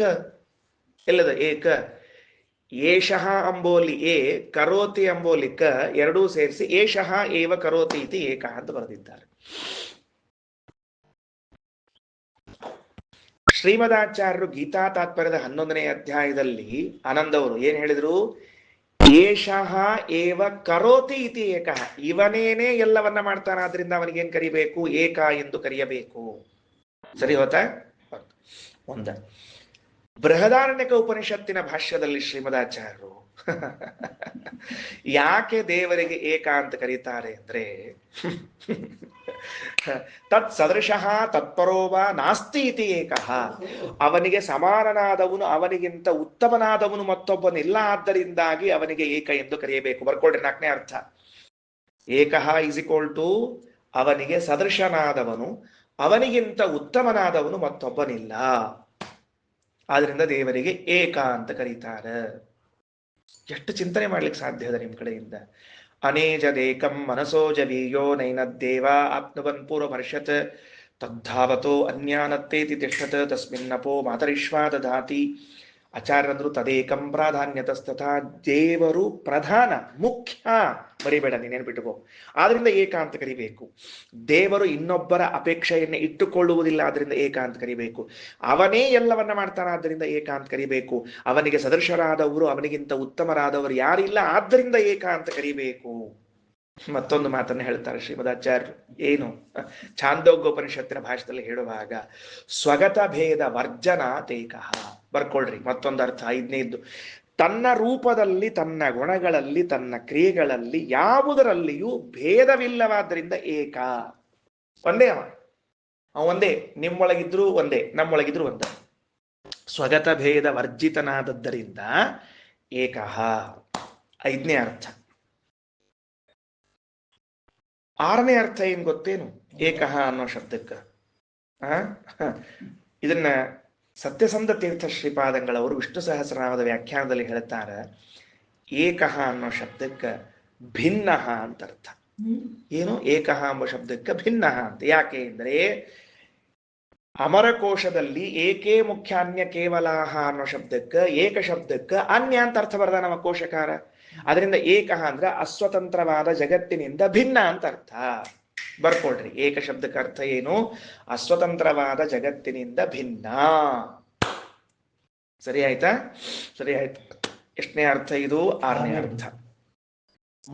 7ನೇದೊಂದು ಹೇಳ್ಬಿಡ್ತೀನಿ, ಮುಗಿಸ್ಬಿಡ್ತೀನಿ ಮತ್ತೆ ಮುಂದೆ. ಯಾಕಂದ್ರೆ ಮುಂದೆ ಮನಸೋಜವಿ ಇಲ್ಲ, ಮುಗಿಯಂಗೆ ಇಲ್ಲ. ಆಮೇಲೆ ಆಚಾರು ದಶೋಪನಿಷತ್ ಭಾಷ್ಯ ಪಾಠ ಅದು ಈಶಾವಾಸ್ಯೋಪನಿಷತ್ ಒಂದ ಮುಗಿಸ್ಬಿಟ್ರೆ ನಮಗೆ ಅಂತ 4 ತಿಂಗಳದಾಗ ಅಂತ ಆಗಬಾರ್ದಲ್ಲ. ಆ ಕಳಶ ಕೀರ್ತಿ ನನಗೆ ಯಾಕೆ ಬೇಕು ಅಂತ ಮುಂದೆ ಹೊಂಟಿದ್ದೀನಿ ಅಷ್ಟೇ. ಏನು? 7ನೇದ ಅರ್ಥ ಏಷ ಏವ ಕಹ. ಇವನೊಬ್ಬನೇ ನಿಜವಾದ ಆನಂದ ಸ್ವರೂಪಿ. ಕಹ ಅನ್ನೋ ಶಬ್ದಕ್ಕ ಆನಂದ ಅಂತ ಅರ್ಥ. ಶ್ರೀಮದಾಚಾರ್ಯರು ಕ ಅನ್ನೋ ಶಬ್ದಕ್ಕ ಛಾಂದೋಗ್ಯೋಪನಿಷತ್ತಿನ ಭಾಷ್ಯದಲ್ಲಿ ಆನಂದ ರೂಪಿ ಅಂತ ಅರ್ಥ ಬರೆದಾರ. ಏಷ ಏವ ಕಹ ಏಕಃ ಅಂದ್ರ ಭಗವಂತನೇ ನಿಜವಾದ ಆನಂದ ಸ್ವರೂಪಿ.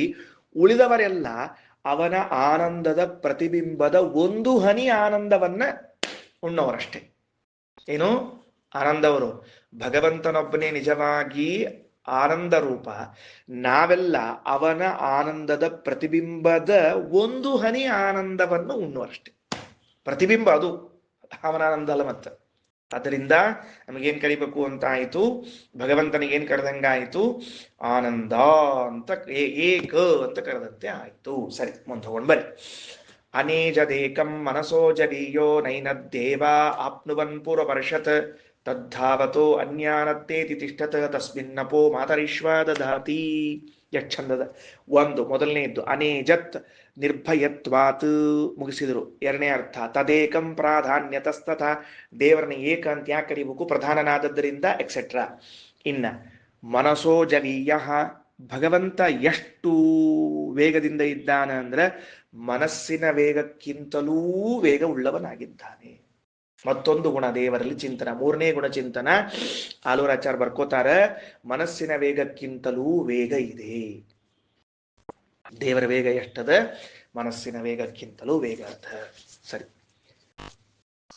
ಅದರಿಂದ ಏನ್ ಲಾಭ ಆಯಿತು, ದೇವರು ವೇಗ ಅಷ್ಟು ವೇಗ ಉಳ್ಳವನು ಅಂತ ಹೇಳಿದ್ರೆ ಏನಾಯ್ತು, ನೈನದ್ದೇವ ಆಪ್ನುವನ್, ಅಷ್ಟು ವೇಗ ಇದ್ದದ್ದರಿಂದಲೇನೆ ಯಾವುದೇ ದೇವತೆಗಳು ಅವನನ್ನ ತಿಳಿಯಲು ಸಮರ್ಥರಾಗಲಿಲ್ಲ.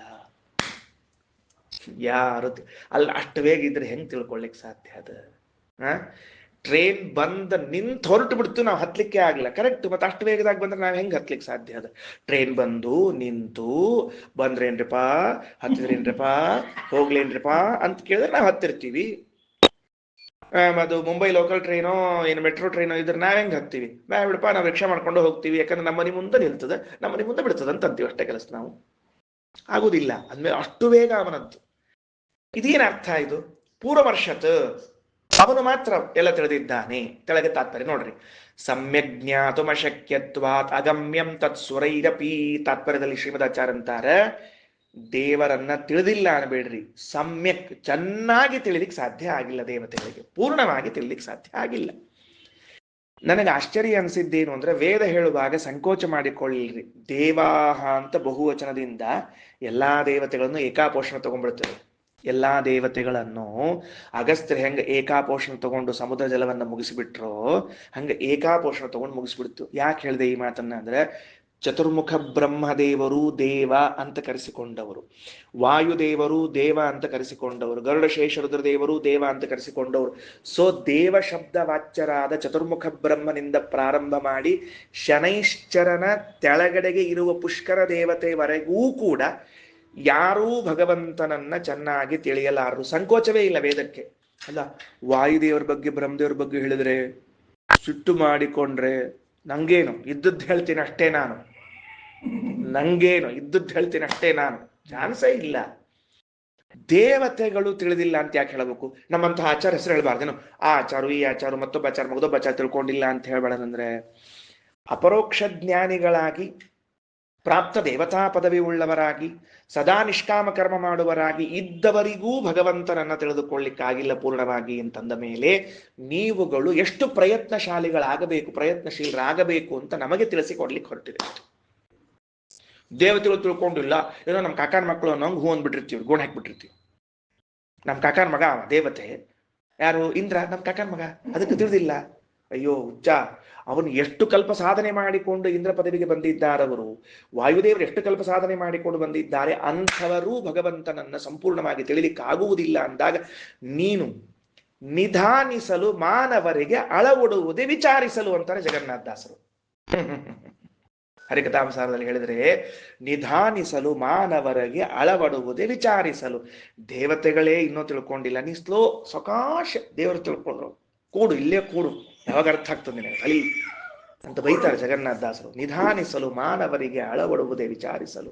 ಅದರಿಂದ ಸಮ್ಯಕ್ ಜ್ಞಾತು ಅಶಕ್ಯತ್ವಾತ್ ಅಗಮ್ಯಂ ತತ್ಸುರೈರಪಿ ಸ್ವಯಂ ತು ಸರ್ವಾನಗಮತ ಪೂರ್ವಮೇವ ಸ್ವಭಾವತಃ. ಈಗ ದೇವತೆಗಳು ಭಗವಂತನ ತಿಳ್ಕೊಂಡಿಲ್ಲ, ಹಂಗ ಭಗವಂತನು ದೇವತೆಗಳನ್ನು ತಿಳ್ಕೊಂಡಿದ್ದಿಲ್ಲ ಅಂದ್ರೆ ಸುಮ್ ಪ್ರಶ್ನೆ ಕೇಳಿದ್ರಿ, ಒಂದು ಒಗದ್ಬಿಡುದಪ್ಪ ಪ್ರಶ್ನೆ. ನಡ್ಕೊಂಡು ಹೊಂಟಿದ್ವಿ, ಕಾಲು ಸುಸ್ತಾಗಿತ್ತು, ಯಾವನೋ ಗಾಡಿ ಮೇಲೆ ಹೊಂಟಿದ್ದ, ಖಾಲಿ ಕೈ ಮಾಡಿದಪ್ಪ, ಹಚ್ಕೊಂಡು ಹೋದ, ಇಲ್ಲ ಇರಿಲ್ಲ ಅಂತಿರ್ತೀವೋ ಇಲ್ಲೋ, ಹಂಗ ಒಂದು ಒಗದ್ಬಿಟ್ರೆ ಅಂದ್ರೆ ಪೂರ್ವಮರ್ಷತ್. ಶ್ರುತಿ ಹೇಳ್ತಾ ಇದೆ, ನೈನದ್ದೇವ ಆಪ್ನುವನ್, ದೇವತೆಗಳು ಭಗವಂತನನ್ನ ಚೆನ್ನಾಗಿ ತಿಳಿದಿಲ್ಲ, ಆದರೆ ಭಗವಂತ ಪೂರ್ವಮರ್ಷತ್ ಅವರನ್ನೆಲ್ಲರನ್ನ ಚಂದ ತಿಳ್ಕೊಂಡಾನ. ಅದಕ್ಕೆ ಶ್ರೀಮದಾಚಾರ್ಯರು ಪೂರ್ವಮೇವ ಸ್ವಭಾವತಃ, ಈ ಪೂರ್ವಮರ್ಷತ ಅಂದ್ರೆ ಮೊದಲು ತಿಳ್ಕೊಂಡನ ಅಂತ ಅರ್ಥ ಅಲ್ಲ, ಸ್ವಾಭಾವಿಕವಾಗಿಯೇ ತಿಳಿದುಕೊಂಡಿದ್ದಾನೆ ಅಂತ ಅರ್ಥ. ಏನರ್ಥ? ಪೂರ್ವ ಶಬ್ದಕ್ಕೆ ಶ್ರೀಮದಾಚಾರ್ಯರು ಅಂದ್ರೆ ಬ್ರಹ್ಮಾಂಡ ಪುರಾಣ ಸ್ವಾಭಾವಿಕವಾಗಿ ಅಂತ ಅರ್ಥ ಬರೆದ ಹೊರತಾಗಿ ಮೊದಲೇ ತಿಳ್ಕೊಂಡ್ ಕೂತಾನ ಅಂತ ಅರ್ಥ ಅಲ್ಲದ. ಪೂರ್ವಮೇವ ಅರ್ಷತ್, ಪೂರ್ವಮರ್ಷತ್ ಅಂದ್ರೆ ಭಗವಂತನ ಸ್ವಭಾವ, ಎಲ್ಲರನ್ನ ತಿಳಿದುಕೊಳ್ಳುವಿಕೆ. ಮುಂದ ತದ್ಧಾವತೋ ಅನ್ಯಾನತ್ತೇತಿ ತಿಷ್ಟತ್, ಅನ್ಯಾನ್ ತಿಷ್ಟತ್ ಅತ್ತೇತಿ. ಭಗವಂತ ಒಂದೇ ಕಡೆಗೆ ತಾನಿದ್ರೂ ಕೂಡ ಓಡಿ ಓಡಿ ಮುಂದೆ ಹೋದವರನ್ನೆಲ್ಲರನ್ನು ಮೀರಿ ಮೊದಲೇ ನಿಂತಿದ್ದಾರಂತೆ. ತದ್ಧಾವತಃ ಅನ್ಯಾನ್, ಓಡಿ ಹೋಗುವ ಉಳಿದವರನ್ನು ಅತ್ತೇತಿ ತಿಷ್ಟತ, ಮೀರಿ ಮೊದಲಿಗೆ ನಿಂತು ಬಿಟ್ಟಿದ್ದಾನೆ. ಅದಕ್ಕೆ ಆಚಾರ್ಯ ಬರೀತಾರೆ, ಎಷ್ಟು ಚಂದ ನೋಡ್ರಿ. ಅಚಿಂತ್ಯ ಶಕ್ತಿ ತಶ್ಚೈವ ಸರ್ವಗತ್ವಾಚ್ಯ ತತ್ಪರಂ ದ್ರವತೋತ್ತೇತಿ ಸಂತಿಷ್ಠತ್. ಅಚಿಂತ್ಯವಾದ ಶಕ್ತಿ ಹಾಗೂ ಸರ್ವವ್ಯಾಪ್ತಿ ಇದ್ದದ್ದರಿಂದ ಏನ್ರಿ, ಅಚಿಂತ್ಯವಾದ ಶಕ್ತಿ ಹಾಗೂ ಸರ್ವತ್ರ ವ್ಯಾಪ್ತಿ ಇದ್ದದ್ದರಿಂದಾಗಿ ಭಗವಂತ ಯಾರು ಎಷ್ಟೇ ಓಡಿ ಹೋದರೂ ಪೂರ್ವದಲ್ಲಿ ಅವನಲ್ಲೇ ಇರ್ತಾನ.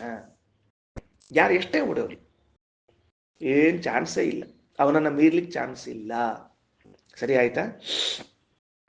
ಹೆಂಗ ತಿಷ್ಟತ ಬಹಳ ಚಂದದ, ಓಡಿ ಅಲ್ಲ, ಅವನು ಎಲ್ಲಿ ನಿಂತಿದ್ದಾನೋ ಅಲ್ಲೇ ನಿಂತೆ ಇನ್ನೊಬ್ಬರನ್ನ ಮೀರಬಲ್ಲ. ಇದು ಅವನ ಅಚಿಂತ್ಯ ಶಕ್ತಿ. ಅವನು ಎಲ್ಲಾರು ಓಡ್ಲಿಕ್ಕತ್ತಾರ, ರೇಸ್ ಒಳಗದ, ನಾನು ಓಡಿಬಿಡ್ತೀನಿ, ನಾನು ಓಡಿ ಮೊದಲು ಮುಡ್ತೀನಿ, ಸಾರಿ, ನಾ ಇಲ್ಲೇ ನಿಂತಿರ್ತೀನಿ, ಇಲ್ಲೇ ನಿಂತೆ ಸರ್ವವ್ಯಾಪ್ತನಾದ್ರಿಂದ ನೀವು ಅಲ್ಲಿ ಹೋಗಿ ಮುಟ್ಟುವುದ್ರೊಳಗೆ ಅಲ್ಲೂ ಇರ್ತೀನಿ.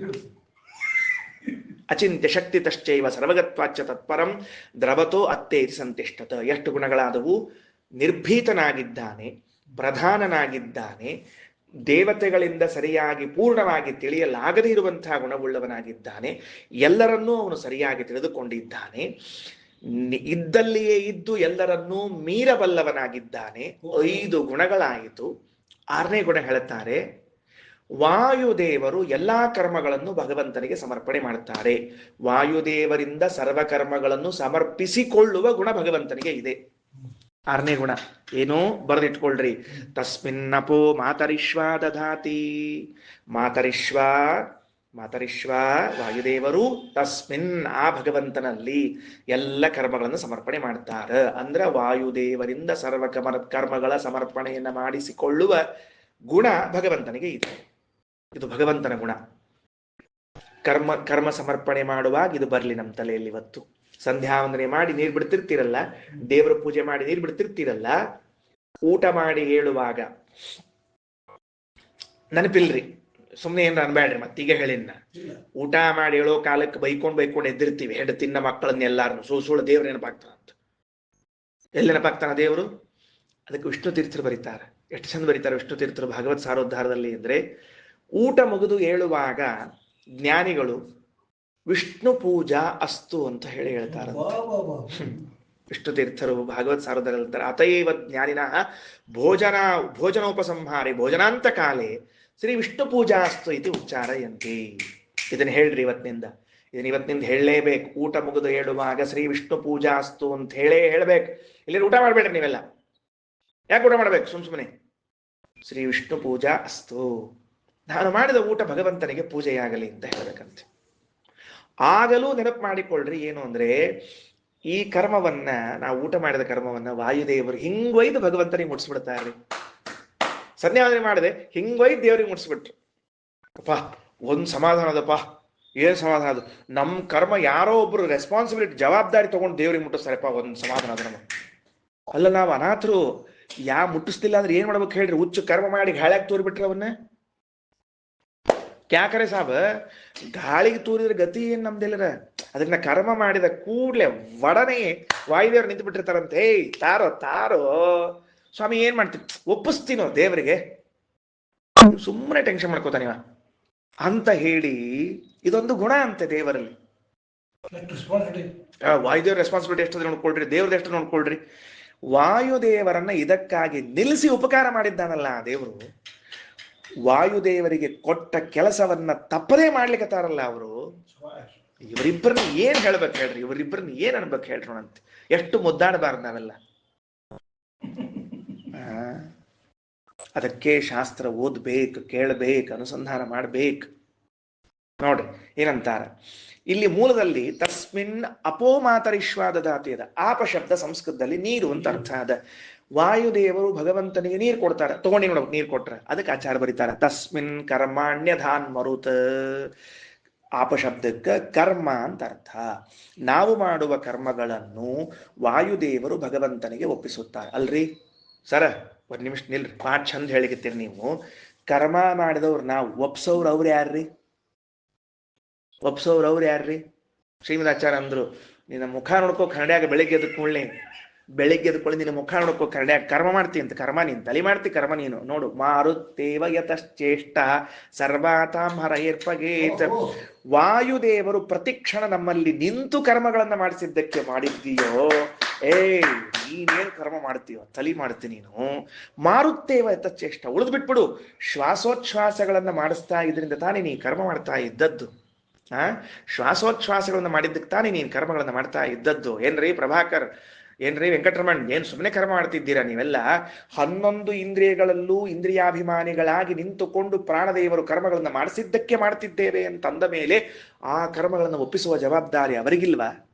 ನಾವು ಕೇಳ್ತೀವಿ, ನಾ ಮಾಡಿದ್ದವ್ರು ಹೆಂಗೆ ಒಪ್ಸಿದ್ರು? ನೀನೇನು ಮಾಡಿ ತಲೆ ಮಾಡಿದ್ದವರು ಪ್ರಾಣದೇವರು. ಆ ಪ್ರಾಣದೇವರೇ ಒಪ್ಪಿಸಬೇಕು ಆ ಕರ್ಮಗಳನ್ನ. ಇದೆಲ್ಲ ನಾವು ಜನ್ಮ ಜನ್ಮಾಂತರಕ್ಕೂ ಸಾಧ್ಯ ಇಲ್ಲ ಅರ್ಥ ಮಾಡಿಕೊಳ್ಳೋದು. ಶ್ರೀಮದಾಚಾರ್ಯ ಬರೀತಾರೆ ತಸ್ಮಿನ್ ಕರ್ಮಾಣ್ಯಧಾನ್ ಮರುತ ಮಾರುತ್ತೇವ ಯತಶ್ಚೇಷ್ಟಾಗ. ಯತಃ ಸರ್ವಾಹ ಚೇಷ್ಟಾಹ ಮಾರುತ್ತೇವ. ಎಲ್ಲವೂ ವಾಯುದೇವರಿಂದಲೇ ಕರ್ಮ ಆಗ್ತಿರುವಾಗ ಅವರು ಒಪ್ಪಿಸ್ಲೇಬೇಕಲ್ಲ. ತಾಂ ಹರವು ಹರಯೇ ಅರ್ಪಯೇತ್. ಅದನ್ನ ಆ ಕರ್ಮಗಳನ್ನ ಭಗವಂತನಿಗೆ ಅರ್ಪಣೆ ಮಾಡ್ತಾರೆ. ಅದಕ್ಕೊಬ್ರು ಹಿರಿಯ ಪಂಡಿತರು ವ್ಯಾಖ್ಯಾನಕಾರರು ಬಹಳ ಚಂದ ತಿಳಿಸ್ತಾರೆ. ಕರ್ಮವನ್ನ ಒಪ್ಸುವುದು ಅಂದ್ರೆ ಏನು? ನಮ್ಮ ಪ್ರಶ್ನೆ, ಕರ್ಮಗಳನ್ನು ಒಪ್ಸುವುದು ಅಂದ್ರೆ ಏನು? ಹಿಂಗೆ ಸಂಧ್ಯಾವನಿ ಬುಟ್ಟಿ ತಗೊಂಡೋಗಿ ದೇವ್ರಿಗೆ ಕೊಟ್ಬಿಡೋದು, ನೀರು ತಗೊಂಡೋಗಿ ದೇವ್ರಿಗೆ ಕೊಟ್ಬಿಡೋದ? ಏನ್ ಕರ್ಮ ಒಪ್ಸುವುದು ಅಂದ್ರೆ ಅರ್ಥ ಅಂದ್ರೆ, ನಾವು ಕರ್ಮ ಮಾಡಿದಾಗ ನಮ್ಮಲ್ಲಿ ನಿಂತು ವಾಯುದೇವರು ನಾವು ಕೃಷ್ಣಾರ್ಪಣಮಸ್ತು ಅಂತೀವಲ್ಲ, ಅವಾಗ ಒಳಗಡೆಗೆ ಸ್ವರೂಪದಲ್ಲಿ ಒಂದು ಅನುಸಂಧಾನ ತರಿಸ್ತಾರಂತೆ. ಅವರೊಂದು ಅನುಸಂಧಾನ ಮಾಡ್ತಾರಂತೆ. ಬಿಂಬ ಆದ ಅವರು ಅನುಸಂಧಾನ ಮಾಡಿ ನಮ್ಮಲ್ಲೊಂದು ಅನುಸಂಧಾನವನ್ನ ಮಾಡಿಸ್ತಾರಂತೆ. ಏನಂತ? ನಾಹಂ ಕರ್ತ ಹರಿಃ ಕರ್ತ. ಇದುವೇ ಕರ್ಮ ಸಮರ್ಪಣೆ. ನಾನಲ್ಲ, ಅಯ್ಯೋ ನಾನಲ್ಲ ಮಾಡಿದ್ದು. ನಾಹಂ ಕರ್ತ ಹರಿಃ ಕರ್ತ. ಭಗವಂತ ಮಾಡಿದ್ದು. ಯಾಕೆ? ಕರ್ತೃತ್ವ ಅಂತನ್ನೋದು ಇರೋದೇ ಅವನಲ್ಲಿ. ನನ್ನಲ್ಲಿ ಏನದ ತಲಿ? ನನ್ನಲ್ಲಿ ಪರಾಧೀನ ಕರ್ತೃತ್ವದ, ಅವನಲ್ಲಿ ಸ್ವತಂತ್ರ ಕರ್ತೃತ್ವ ಅದ.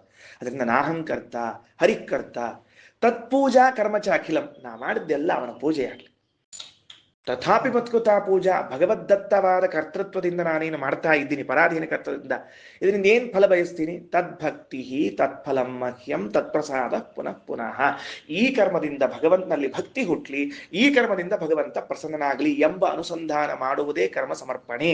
ಇದನ್ನ ವಾಯುದೇವರು ನಮ್ಮಲ್ಲಿ ನಿಂತು ಮಾಡ್ತಾರೆ ಅಂತ ಒಬ್ಬರು ಹಿರಿಯ ವ್ಯಾಖ್ಯಾನಕಾರ ತಿಳಿಸಿಕೊಡ್ತಾರೆ. ಆದ್ದರಿಂದ 4ನೇ ಮಂತ್ರ ಮುಕ್ತಾಯವಾಯಿತು. ಅನೇಜದೇಕಂ ಮನಸೋಜವೀಯೋ ನೈನದ್ದೇವ ಆಪ್ನುವನ್ ಪೂರ್ವಮರ್ಷತ್ ತದ್ಧಾವತೋ ಅನ್ಯಾನತ್ತೇತಿ ತಿಷ್ಠತ ತಸ್ಮಿನ್ನಪೋ ಮಾತರಿಶ್ವಾದಧಾತಿ. ಅನೇಜತ್ ನಿರ್ಭಯತ್ವಾತ್. ನಿರ್ಭಯನಾದದ್ರಿಂದ ಅನೇಜತ್. ತದೇಕಂ ಪ್ರಾಧಾನ್ಯತಸ್ತತ. ಆ ಭಗವಂತ ಪ್ರಧಾನನಾದದ್ರಿಂದ ಏಕ. ಸಮ್ಯಕ್ ಜ್ಞಾತುಮಶಕ್ಯತ್ವಾತ್ ಅಗಮ್ಯಂ ತತ್ಸುರೈರಪಿ. ದೇವತೆಗಳಿಂದಲೂ ತಿಳಿಯಲಾಗಿಲ್ಲ ಅಂದ್ರೆ ಸಂಪೂರ್ಣವಾಗಿ ತಿಳಿಯಲಾಗಿಲ್ಲ. ಸ್ವಯಂ ತು ಸರ್ವಾನಗಮತ ಪೂರ್ವಮೇವ ಸ್ವಭಾವತಃ. ಭಗವಂತನಾದರೂ ತನ್ನ ಸ್ವಭಾವದಿಂದಲೇ ಎಲ್ಲರನ್ನ ತಿಳಿದು ಬಿಟ್ಟಿದ್ದಾನೆ. ಅಚಿಂತ್ಯ ಶಕ್ತಿ ತಶ್ಚೈವ ಸರ್ವಗತ್ವಾಚ್ಚ ತತ್ಪರಂ. ಸ್ವಯಂ ಅಚಿಂತ್ಯ ಶಕ್ತಿ ಉಳ್ಳವನು, ಸರ್ವತ್ರ ವ್ಯಾಪ್ತನಾದದ್ದರಿಂದ ಸಂತಿಷ್ಠನ್ ಇದ್ದಲ್ಲಿಯೇ ಎಲ್ಲರನ್ನ ಅತ್ಯತಿಷ್ಠತ ಮೀರಿಬಲ್ಲ. ತಸ್ಮಿನ್ ಇಂಥ ಭಗವಂತನಲ್ಲಿ ಕರ್ಮಾಣ್ಯಧಾನ್ ಮರುತ. ವಾಯುದೇವರು ಕರ್ಮ ಸಮರ್ಪಣೆ ಮಾಡ್ತಾರೆ. ಅವರ್ಯಾರು ಮಾಡ್ಲಿಕ್ಕೆ? ಮಾರುತ್ತೇವ ಯತಶ್ಚೇಷ್ಟ ಸರ್ವಾತಾಂ ಹರೈರ್ಪಯೇತ್. ವಾಯುದೇವರೇ ನಮ್ಮಿಂದ ಕರ್ಮಗಳನ್ನ ಮಾಡಿಸಿದ್ದರಿಂದ ಅವರು ಸಮರ್ಪಣೆ ಮಾಡಲಿಕ್ಕೆ ಯೋಗ್ಯರಾಗಿದ್ದಾರೆ. ಈಗ ಪೂರ್ವಂ ಅರ್ಷತ್ ಅಂತ ಒಂದು ಶಬ್ದ ಇದೆ. ಆ ಅರ್ಷತ್ ಎಂಬೋ ಶಬ್ದಕ್ಕೆ ಅರ್ಥ ಗೊತ್ತಾಗಲಿಲ್ಲ. ತಿಳಿದಿದ್ದಾನೆ ಅಂತ ಅರ್ಥ.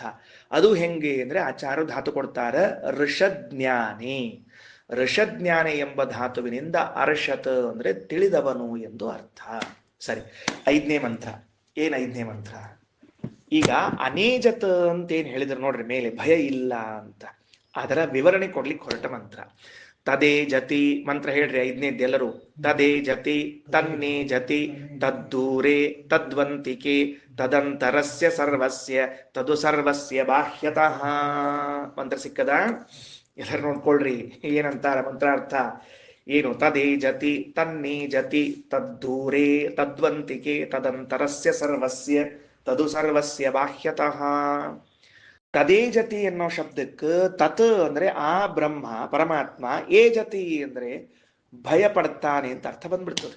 ಮತ್ತೆ ಹಿಂದೆ ಭಯ ಇಲ್ಲ ಅಂತ ಹೇಳಿದ್ದೀರಿ, ಈಗ ಭಯ ಪಡ್ತಾನೆ ಅಂತ ಅರ್ಥ ಹೇಳಿದ್ರೆ ಅದಕ್ಕೆ ಶ್ರೀಮದಾಚಾರ್ಯ ಬರೀತಾರೆ ತತ ಏವ ಏ ಜತಿ ಅನ್ಯತ್. ಅಂದ್ರೆ ಭಗವಂತನಿಂದ ಉಳಿದವರು ಭಯ ಪಡ್ತಾರೆ ಅಂತ ಅರ್ಥವೇ ಹೊರತಾಗಿ ಅವನು ಭಯಪಡುತ್ತಾನೆ ಅಂತಲ್ಲ. ತತ್ ಸ್ವಯಂ ನೇಜತಿ. ತಾತ್ಪರ್ಯ ಮುಗೀತು, ಕೆಳಗಡೆಗೆ ಭಾಷ್ಯ ಮುಗೀತು.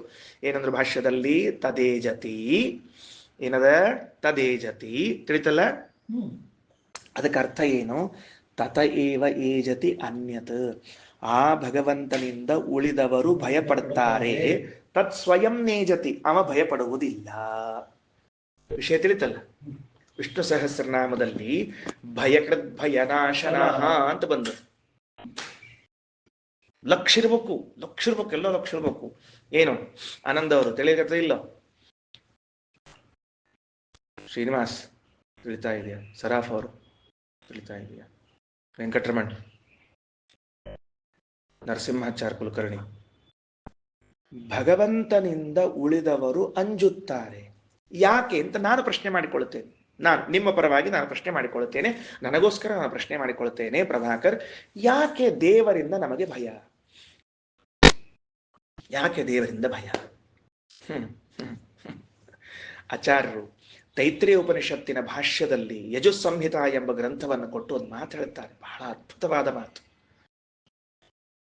ನಾವು ಯಾಕೆ ದೇವರಿಂದ ಹೆದರಬೇಕಾಗ್ತದೆ, ದೇವರು ಯಾಕೆ ನಮಗೆ ಭಯ ಕೊಡುತ್ತಾನೆ ಅಂದ್ರೆ, ಭಗವಂತ ತನ್ನ ಆದೇಶವನ್ನು ಉಲ್ಲಂಘನೆ ಮಾಡುವ ಜ್ಞಾನಿಗಳಾಗಿರಬಹುದು ಅಜ್ಞಾನಿಗಳಾಗಿರಬಹುದು ಅವರಿಗೆ ಭಯವನ್ನ ಉಂಟು ಮಾಡ್ತಾನೆ.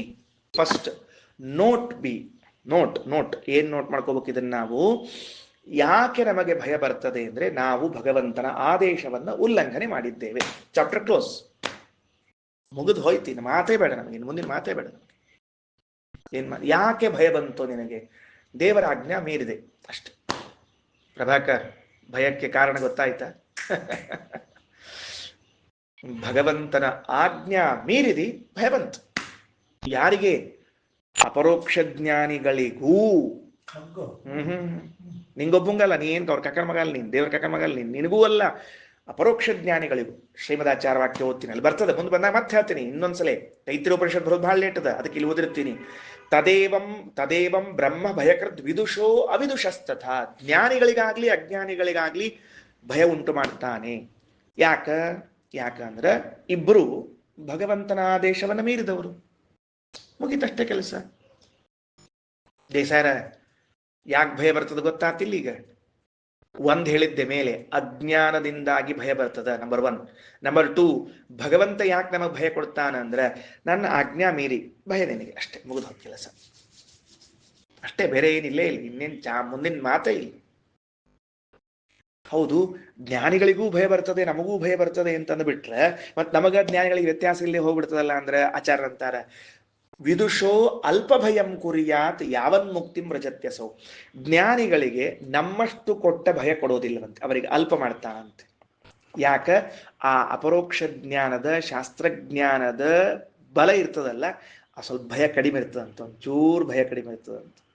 ನಮ್ ಪೂರ್ಣ ಗೋವಿಂದ ಶೂನ್ಯ ಸಂಪಾದನೆ ಮಾಡಿದ ನಮ್ಮವರು ನಾವು 100% ಭಯ ಇರ್ತದೆ. ಅವ್ರಿಗೆ ಎಲ್ಲಿ ತನಕ? ಯಾವನ್ ಮುಕ್ತಿಂ ವ್ರಜತ್ಯಸೌ, ಮೋಕ್ಷಕ್ಕೆ ಹೋಗುವವರೆಗೂ ಭಯ ಇರ್ತದೆ. ಅದಕ್ಕೆ ವೇದವ್ಯಾಸರು ಒಂದು ಸೂತ್ರ ಬರೆದ್ರಿ. ಏನ್ ಸೂತ್ರ ಬರ್ದು ಹೇಳ್ರಿ? ಓಂ ಕಂಪನಾತ್ ಓಂ ಅಂತ ಸೂತ್ರ ಬರೆದ್ರು. ಕಂಪನಾತ್ ಅಂತ ಸೂತ್ರದರಿ ದೇವರಿಂದ ನಾವು ಭಯ ಪಡ್ತೀವಿ ಅಂತ ಒಂದು ಸೂತ್ರನೇ ಬರ್ದಾರೆ ವೇದವ್ಯಾಸದೇವರು. ಆನಂದ ಅವ್ರು ಗೊತ್ತಾತಿಲ್ಲ ಯಾಕೆ ಭಯ ಬರ್ತದೆ ಅಂತ ಹೇಳಿ. ಒಂದು ಅಜ್ಞಾನ, ಎರಡನೇದ್ದು ಭಗವಂತನ ಆದೇಶವನ್ನ ಮೀರಿದ್ದು ನಾವು ಜ್ಞಾನಿಗಳು. ಮುಂದಿನ ಮಾತು ಭಾಳ ಚಂದದ. ಮುಂದಿನ ಮಾತು ಭಾಳ ಚಂದದ. ತಸ್ಮಾದ್ ವಾಯುವಾದಯೋ ದೇವಾಹ, ಆದ್ರಿಂದ ವಾಯುದೇವರೇ ಮೊದಲಾದವರು ವಿದ್ವಾಂಸೋಪಿ ವಿಶೇಷತಃ ಅಪರೋಕ್ಷ ಜ್ಞಾನಿಗಳಾಗಿದ್ರು ಭೀತಾಹ ಸ್ವಕರ್ಮ ಕುರುವಂತಿ ವಿಷ್ಣೋ ಪ್ರೀತ್ಯರ್ಥ ಮಂಜಸ. ಸುಮ್ಮನೆ ಯಾಕಪ್ಪ ದೇವರ ಪ್ರೀತನಾಗ್ಬಿಡ್ಲಿ, ಸುಳ್ಳ ನಮ್ಮ ಮೇಲೆ ಅವ ಮತ್ತ ಅಂತ ಭಗವಂತನ ಪ್ರೀತಿ ಉದ್ದೇಶದಿಂದ ಭಯದಿಂದ ಎಲ್ಲ ಕರ್ಮಗಳನ್ನ ಮಾಡ್ತಾರೆ. ಏನು, ಇಲ್ಲೊಂದು ಸಣ್ಣ ಪ್ರಶ್ನೆ ಬರ್ತದ. ಭೀತಾಹ ವಾಯುವಾದಯ ಅಂತ ವಾಯುದೇವರನ್ನು ತಗೊಂಡ್ಬಿಟ್ರು ಶ್ರೀಮದಾಚಾರ್ಯ. ಇಲ್ಲ, ವಾಯುದೇವರ ಸದ್ಯಕ್ಕೆ ಭಗವಂತನಿಗೆ ಅಂಜಿ ಕರ್ಮಗಳನ್ನ ಮಾಡ್ತಾರೆ. ಅಯ್ಯೋ ಕರ್ಮವೇ, ವಾಯುದೇವ್ರ ಭಯನೇ ಇಲ್ಲ. ಮೊದಲನೇದು ವಾಯುದೇವ್ರಿಗೇನಿಲ್ಲ, ಭಯನೇ ಇಲ್ಲ. ಅದಕ್ಕೆ ಈ ಮಾತಿಗೆ ಪ್ರಾತಸ್ಮರಣೀಯರಾದ ವಿದ್ಯಾಮಾನ್ಯ ತೀರ್ಥ ಶ್ರೀಪಾದಂಗಳವರು ಬಹಳ ಚಂದ ವ್ಯಾಖ್ಯಾನ ಮಾಡ್ಯಾರ. ಒಂದ್ ಕಡೆಗೆ ಬಹಳ ಚಂದದ ವ್ಯಾಖ್ಯಾನ. ಏನು ಗೊತ್ತಾಯ್ತಾ? ಒಡವೆ ಆಚಾರ್ಯ ವಿದ್ಯಾಮಾನ್ಯ ತೀರ್ಥ ಶ್ರೀಪಾದಂಗಳವರು ಈ ವಾಯು ಶಬ್ದ ಬರ್ತದೆ. ಭೀಷಾಸ್ಮಾದ್ವಾತಃ ಪವತೆ ಭೀಷೋದೇತಿ ಸೂರ್ಯಾಹ ಭೀಷಾಸ್ಮಾದಗ್ನಿಶ್ಚೇಂದ್ರಶ್ಚ ಮೃತ್ಯುರ್ಧಾವತಿ ಪಂಚಮ ಇತಿ. ಹೆದರ್ಕೊಂಡು ಗಾಳಿ ಬೀಸ್ತದಂತ. ಅದಕ್ಕಂದ್ರು ಇಲ್ಲಿ ಬಂದ ವಾಯು ಶಬ್ದಕ್ಕೆ ಭೂತವಾಯು ಅಂತ ಅರ್ಥ ಮಾಡಬೇಕೆ ಹೊರತಾಗಿ ವಾಯುದೇವರು ಅಂತ ಅರ್ಥ ಮಾಡಬಾರದು. ಅಲ್ಲ, ಪ್ರಭಹ ವಾಯುದೇವರು, ಭೂತವಾಯುದೇವರು ಅಂತ ಅರ್ಥ ಮಾಡ್ರಿ. ಮುಖ್ಯ ಪ್ರಾಣದೇವರಲ್ಲ. ಯಾಕೆ ಅಂತ ಕೇಳಿದ್ರೆ ಭಾಗವತದ ತಾತ್ಪರ್ಯದಲ್ಲಿ ಶ್ರೀಮದಾಚಾರ್ಯ ಹೇಳ್ತಾರ, ಅಜ್ಞಾನಂತು ಚತುರ್ವಾರಂ ದ್ವಿವಾರಂ ಭಯಮೇವಚ ಶೋಕೋಪಿ ತಾವಾತ್. ಹೇಳಿದ್ದೆ ಮೊನ್ನೆ ಆನಂದವ್ರ ಪ್ರಶ್ನೆ ಕೇಳಿದಾಗ ತಾತ್ಪರ್ಯ ತೆಗೆದು ತೋರಿಸಿದ್ದೆ ಎಲ್ಲಿದೆ ಅಂತ ತಿಳ್ಕೊಂಡು. 4 ಬಾರಿ ಅಜ್ಞಾನ, 2 ಬಾರಿ ಭಯ, 2 ಬಾರಿ ಶೋಕ, ಒಟ್ಟಾರೆ ಬ್ರಹ್ಮವಾಯುಗಳಿಗೆ ಅರ್ಥಾತ್ ಬ್ರಹ್ಮದೇವರಿಗೆ, ಅದು ವಾಯುದೇವರಿಗೂ ಸಂಬಂಧ. ಎದಕ್ಕದು ಎಷ್ಟೊತ್ತಿರ್ತದ? ಕ್ಷಣಾರ್ಧಗಾಹ, ಅರ್ಧ ಕ್ಷಣ ಇರ್ತಾವಂತ. ಅದು ಎದಕ್ಕ? ಭಗವತ್ ಪ್ರೀತಯೇ ನಿತ್ಯಂ, ದೇವರ ಪ್ರೀತಿಗಾಗಿ ಅಂತ ಶ್ರೀಮದಾಚಾರ್ಯ ಬರೀತಾರೆ. ಅಂದ್ರ ಕೂಸು ಹೆದರ್ಕೊಂಡ್ರೆ ಅಮ್ಮ ಅಪ್ಪಕೊಂಡು ಮುದ್ದು ಕೊಡ್ತದಲ್ಲ, ಅಷ್ಟ ವಿಷಯ ರೀ ಇರೋದು. ಇಷ್ಟರಿ ಅದು. ವಾಯುದೇವ್ರು ಹೆದರ್ಕೊಂಡ್ರು, ಬ್ರಹ್ಮದೇವ್ರು ಹೆದರ್ಕೊಂಡ್ರು ಅಂದ್ರೆ ಕೂಸು ಹೆದರ್ಕೊಂಡಾಗ ಅಮ್ಮ ಕರೆದು ಮುತ್ತು ಕೊಟ್ಟಂಗ ಅಷ್ಟ ಮುಗಿದು ಹೋಗ್ತದೆ. ಅದೇನು ಲೆಕ್ಕಕ್ಕಿಲ್ಲದದು. ಅದರಿಂದ ಭೀತ ಸ್ವಕರ್ಮ ಕುರುವಂತಿ ವಿಷ್ಣು ಪ್ರೀತ್ಯರ್ಥ ಮಂಜಸ. ನೆನಪಿಟ್ಟುಕೊಳ್ರಿ, ದೇವರು ನನಗೆ ಭಯ ಕೊಟ್ಟಿದ್ದಾನೆ ಇವತ್ತು ಅಂತಂದ್ರೆ ಅದಕ್ಕೆ ಕಾರಣ ನಾನು ಅವನ ಆಜ್ಞೆಯನ್ನ ಉಲ್ಲಂಘನೆ ಮಾಡಿದ್ದೇನೆ. ಮುಗಿದೋಯ್ತು, ಬೇರೆ ಮಾತಿಲ್ಲ.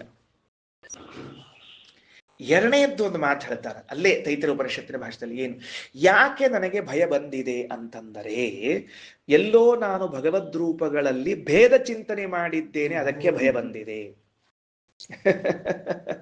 ಗೊತ್ತಿಲ್ಲ, ಯಾವತ್ ಚಿಂತನೆ ಮಾಡಿವು ಗೊತ್ತಿಲ್ಲ. ಆನಂದ್ ಅವರು ಯಾವತ್ತು ನಾವು ರಾಮ ಬೇರೆ ಕೃಷ್ಣ ಬೇರೆ ಅಂತ ಅನ್ಕೊಂಡೀವಿ ಗೊತ್ತಿಲ್ಲ. ಏನ್ರಿ ದೇಸಾಯರ ವೇದವ್ಯಾಸರು ಬೇರೆ, ಕಪಿಲ ಬೇರೆ, ಹೈಗ್ರೀವ ಬೇರೆ ಅಂತ ಎಂದ್ ಅನ್ಕೊಂಡಿವಿ ಗೊತ್ತಿಲ್ಲ. ಕನಸ್ನಾಗ ಅನ್ಕೊಂಡಿವಿ, ಎಚ್ಚರದಾಗ ಅನ್ಕೊಂಡಿವಿ ಗೊತ್ತಿಲ್ಲ.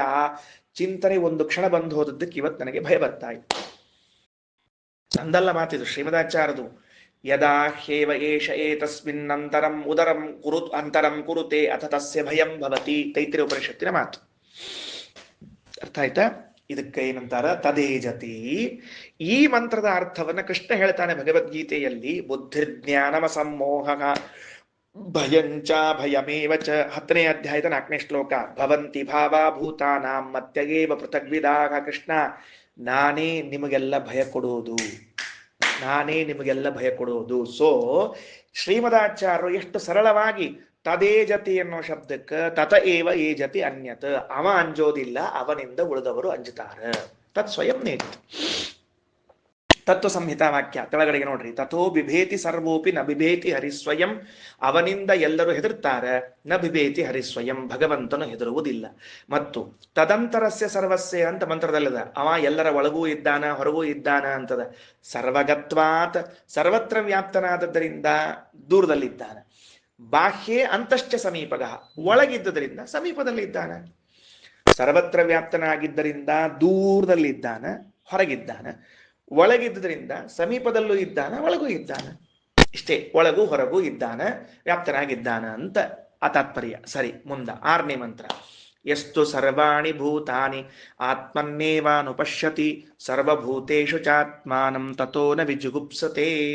ಇಲ್ಲಿ ಎಷ್ಟು ಸರ್ವಾಣಿ ಭೂತಾನಿ, ಯಾರು ಎಲ್ಲರೂ ಭಗವಂತನನ್ನು ಆಶ್ರಯಿಸಿಕೊಂಡೇ ಇದ್ದಾರೆ ಅಂತ ತಿಳಿದುಕೊಳ್ಳುತ್ತಾರೋ, ಯಾರು ಎಲ್ಲರೂ ಭಗವಂತನನ್ನೇ ಆಶ್ರಯಿಸಿಕೊಂಡಿದ್ದಾರೆ ಅಂತ ತಿಳಿದುಕೊಳ್ಳುತ್ತಾರೋ. ಎಷ್ಟು, ಯಾವನು, ಸರ್ವಾಣಿ ಭೂತಾನಿ ಎಲ್ಲ ಜೀವರು, ಆತ್ಮನ್ನೇವ ಭಗವಂತನನ್ನೇ, ಅನುಪಶ್ಯತಿ ಅಂದ್ರೆ ಕ್ರಮವಾಗಿ ಆಶ್ರಯಿಸಿಕೊಂಡಿದ್ದಾರೆ, ಅವರನ್ನು ಆಶ್ರಯಿಸಿಕೊಂಡಿದ್ದಾರೆ ಅಂತ ತಿಳಿದುಕೊಳ್ಳುತ್ತಾರೋ, ಸರ್ವಭೂತೇಶು ಚಾತ್ಮಾನಂ, ಎಲ್ಲ ಜೀವರಲ್ಲಿ ಭಗವಂತನು ನಿಯಾಮಕನಾಗಿ ಇದ್ದಾರೆ ಎಂದು ತಿಳಿದುಕೊಳ್ಳುತ್ತಾರೋ ಅವನು ತನ್ನ ರಕ್ಷಣೆಯನ್ನು ತಾನು ಮಾಡಿಕೊಳ್ಳಿಕ್ಕೆ ಇಷ್ಟಪಡುವುದಿಲ್ಲ. ಅವನು ಬೇಕಾಗಿಲ್ಲ. ತಥೋನ ವಿಜುಗುಪ್ಸತೆ. ವಿಜುಗುಪ್ಸತೆ ಎನ್ನುವ ವಾಕ್ಯಕ್ಕೆ ರಕ್ಷಣೆ ಮಾಡಿಕೊಳ್ಳುವುದು ಅಂತ ಅರ್ಥ ಬರೆದಿಟ್ಕೊಳ್ರಿ. ನ ವಿಜುಗುಪ್ಸತೆ ಅಂದ್ರೆ ತನ್ನ ರಕ್ಷಣೆಯನ್ನು ತಾನು ಮಾಡಿಕೊಳ್ಳಿಕ್ಕೆ ಹೋಗೋದಿಲ್ಲ. ಯಾಕೆ? ನಾವೆಲ್ಲ ಇರೋದು ಭಗವಂತನಲ್ಲಿಯೇ, ಭಗವಂತ ನಮ್ಮಲ್ಲಿ ಇದ್ದಾನೆ ಅಂದಮೇಲೆ ನಾನು ಯಾರಿಂದ ರಕ್ಷಣೆ ಮಾಡ್ಕೋಬೇಕು? ಯಾರಿಂದ ರಕ್ಷಣೆ ಮಾಡ್ಕೋಬೇಕು ನಾನು? ಇದರ ವಿವರಣೆಯನ್ನು ಮಧ್ಯಾಹ್ನದಲ್ಲಿ ಕೊಡ್ತೇನೆ. ಈಗ ಮುಗಿಸ್ತೇನೆ ಪಾಠವನ್ನ. ನಾವು ಯಾರಿಂದ ರಕ್ಷಣೆಗೆ ಹೋಗ್ಬೇಕ್ರಿ? ಎಲ್ಲರಲ್ಲಿ ನಿಯಾಮಕನಾಗಿ ಭಗವಂತನಿದ್ದಾನೆ. ನಾವೆಲ್ಲ ಭಗವಂತನನ್ನೇ ಆಶ್ರಯಿಸಿಕೊಂಡಿದ್ದೇವೆ ಅಂದ್ಮೇಲೆ ನಮಗೆ ಯಾರಿಂದ ಯಾರಿಗೆ ಭಯ ಆಗ್ಬೇಕಾಗ್ಯದ? ಈಗ ನೋಡ್ರಿ, ನಿಮ್ಮಿಂದ ನಂಗೆ ಭಯ ಅಂತ ಆದ್ರೆ ನೀವು ಇನ್ಯಾರನೋ ಆಶ್ರಯಿಸಿಕೊಂಡಿದ್ದೀರಿ, ನಾನು ಇನ್ಯಾರನೋ ಆಶ್ರಯಿಸಿಕೊಂಡಿದ್ದೀನಿ ಅಂದ್ರೆ ಭಯ ಬರಬೇಕು. ನೀನು ಕರ್ನಾಟಕದ ಮಂತ್ರಿ ನೀನು ಆಶ್ರಯಿಸಿಕೊಂಡಿದ್ದೀಯಾ, ಆಂಧ್ರದ ಮಂತ್ರಿ ನಾನು ಆಶ್ರಯಿಸಿಕೊಂಡಿದ್ದೇನೆ, ಸೊ ನನಗೂ ನಿನಗೂ ಭಯ ಬರಬೇಕು. ನಾವೆಲ್ಲರೂ PM ಅನ್ನೇ ಆಶ್ರಯಿಸಿಕೊಂಡಿದ್ದಾಗ ನಾವು ಯಾಕೆ ಭಯ? ಎಲ್ಲರೂ ಒಂದೇ ಆಧಾರದಲ್ಲಿ ಇದ್ದದ್ದಲ್ಲ, ಏಕಛತ್ರದಲ್ಲಿ ಬಂದದ್ದಲ್ಲ. ಗೋವರ್ಧನಗಿರಿಯನ್ನ ಕೃಷ್ಣ ಎತ್ತಿದಾಗ ಎಲ್ಲರೂ ಒಂದೇ ಕಡೆಗೆ ಬಂದಾಗ ಯಾರಿಗೇನ್ ಭಯ ಇತ್ತು? ಯಾಕಂದ್ರೆ ಅವ ಕೈ ಹಿಡ್ಕೊಂಡ, ನಮಗೇನ್ರಿ ಟೆನ್ಷನ್ ಇಲ್ಲ ನಮಗಂತಿತ್ತು. ಆನಂದ್ ಅವರು ಹಿಂದೆ ಗೋವರ್ಧನಗಿರಿ ಫೋಟೋ ಹಾಕೊಂಡಿರಲ್ಲ, ಅದಕ್ಕೆ ಹೇಳಿದೆ. ಆ ಗೋವರ್ಧನಗಿರಿಯನ್ನ ಕೃಷ್ಣ ಎತ್ತಿ ಬಿಟ್ಟ ಮೇಲೆ ಎಲ್ಲರೂ ನಿಶ್ಚಿಂತೆಯಿಂದಿದ್ರು. ಯಾಕೆ ನಿಶ್ಚಿಂತೆಯಿಂದಿದ್ರು?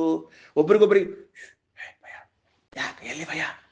ಎಲ್ಲರೂ ಒಂದೇ ಆಶ್ರಯದಲ್ಲಿ ಇದ್ದೀವಿ, ಏನಾಗೋದೇ ಇಲ್ಲ. ಎಲ್ಲಾರು ಒಂದೇ ಹಡಗು ಏರಿದಾಗ ಭಯ ಆಗೋದಿಲ್ರಿ. ಯಾಕಂದ್ರೆ ಮುಳುಗಿದ್ರೆ ಅಷ್ಟರು ಒಮ್ಮೆ ಮುಳುಗ್ತೀವಿ ಅಂತ ಗ್ಯಾರಂಟಿ ಇರ್ತದೆ. ಒಮ್ಮೆ ಮುಳುಗ್ತೀವಿ ಅಂದ್ರೆ ಭಯ ಇಲ್ಲ ನಮಗೆ. ಅದರಿಂದ ಮತ್ತು ಎಲ್ಲರಲ್ಲೂ ನಿಯಾಮಕನಾಗಿ ಇದ್ದವನು ಅವನೇ. ಅಂದ್ರೆ ಭಯ ಯಾರಿಂದ? ಈಗ ನಿಮ್ಮಿಂದ ನಂಗೆ ಭಯ ಬರಬೇಕಾದ್ರೆ ನಿನ್ನಲ್ಲಿ ಪರಮಾತ್ಮ ನಿಯಾಮಕನಾಗಿಲ್ಲ ಅಂತ ನನಗೆ ಅನ್ಸಿರ್ಬೇಕು. ಅವಾಗ ಭಯ ಬರ್ತದೆ. ಅಯ್ಯೋ ಅವ ಏನ್ ಮಾಡ್ಬಿಡ್ತಾನ, ಅಲ್ಲಿದ್ದವ ಭಗವಂತ ಹೋದಿಲ್ಲೋ, ಅವ ನಂಗೆ ನೀಂಗೇನಂತ ಮಾಡ, ನನಗೇನಾಗಬೇಕಾಗಿದೆ ಅಂತನ್ನುವ ಸ್ಟೇಜಿಗೆ ಬಂದಾಗ ನಾತ್ಮಾನಂ ಗುಪ್ತುಮಿಚ್ಛತಿ. ಕೆಳಗೆ 6ನೇ ಮಂತ್ರದ ವ್ಯಾಖ್ಯಾನ ಮುಗಿತದ. ಸರ್ವಗಂ ಪರಮಾತ್ಮಾನಂ, ಸರ್ವತ್ರ ಪರಮಾತ್ಮನಿದ್ದಾನೆ, ಸರ್ವಂಚ ಪರಮಾತ್ಮನಿ, ಎಲ್ಲವೂ ಭಗವಂತನ ಆಶ್ರಯದಲ್ಲಿದೆ. ಯಃ ಪಶ್ಯೇತ್, ಯಾರೋ ಹಾಗೆ ಕಾಣ್ತಾನೋ, ಸ ಭಯಾಭಾವಾತ್, ಅವನಿಗೆ ಏನೂ ಭಯವಿಲ್ಲದೆ ಇದರಿಂದ ನಾತ್ಮಾನಂ ಗೋಪ್ತುಮಿಚ್ಛತಿ, ತನ್ನನ್ನು ತಾನು ರಕ್ಷಿಸಿಕೊಳ್ಳಲು ಇಚ್ಛೆ ಪಡುವುದಿಲ್ಲ. ಇತಿ ಸೌಕರಾಯಣ ಶ್ರುತಿ. ಶ್ರೀಕೃಷ್ಣಾರ್ಪಣಮಸ್ತು.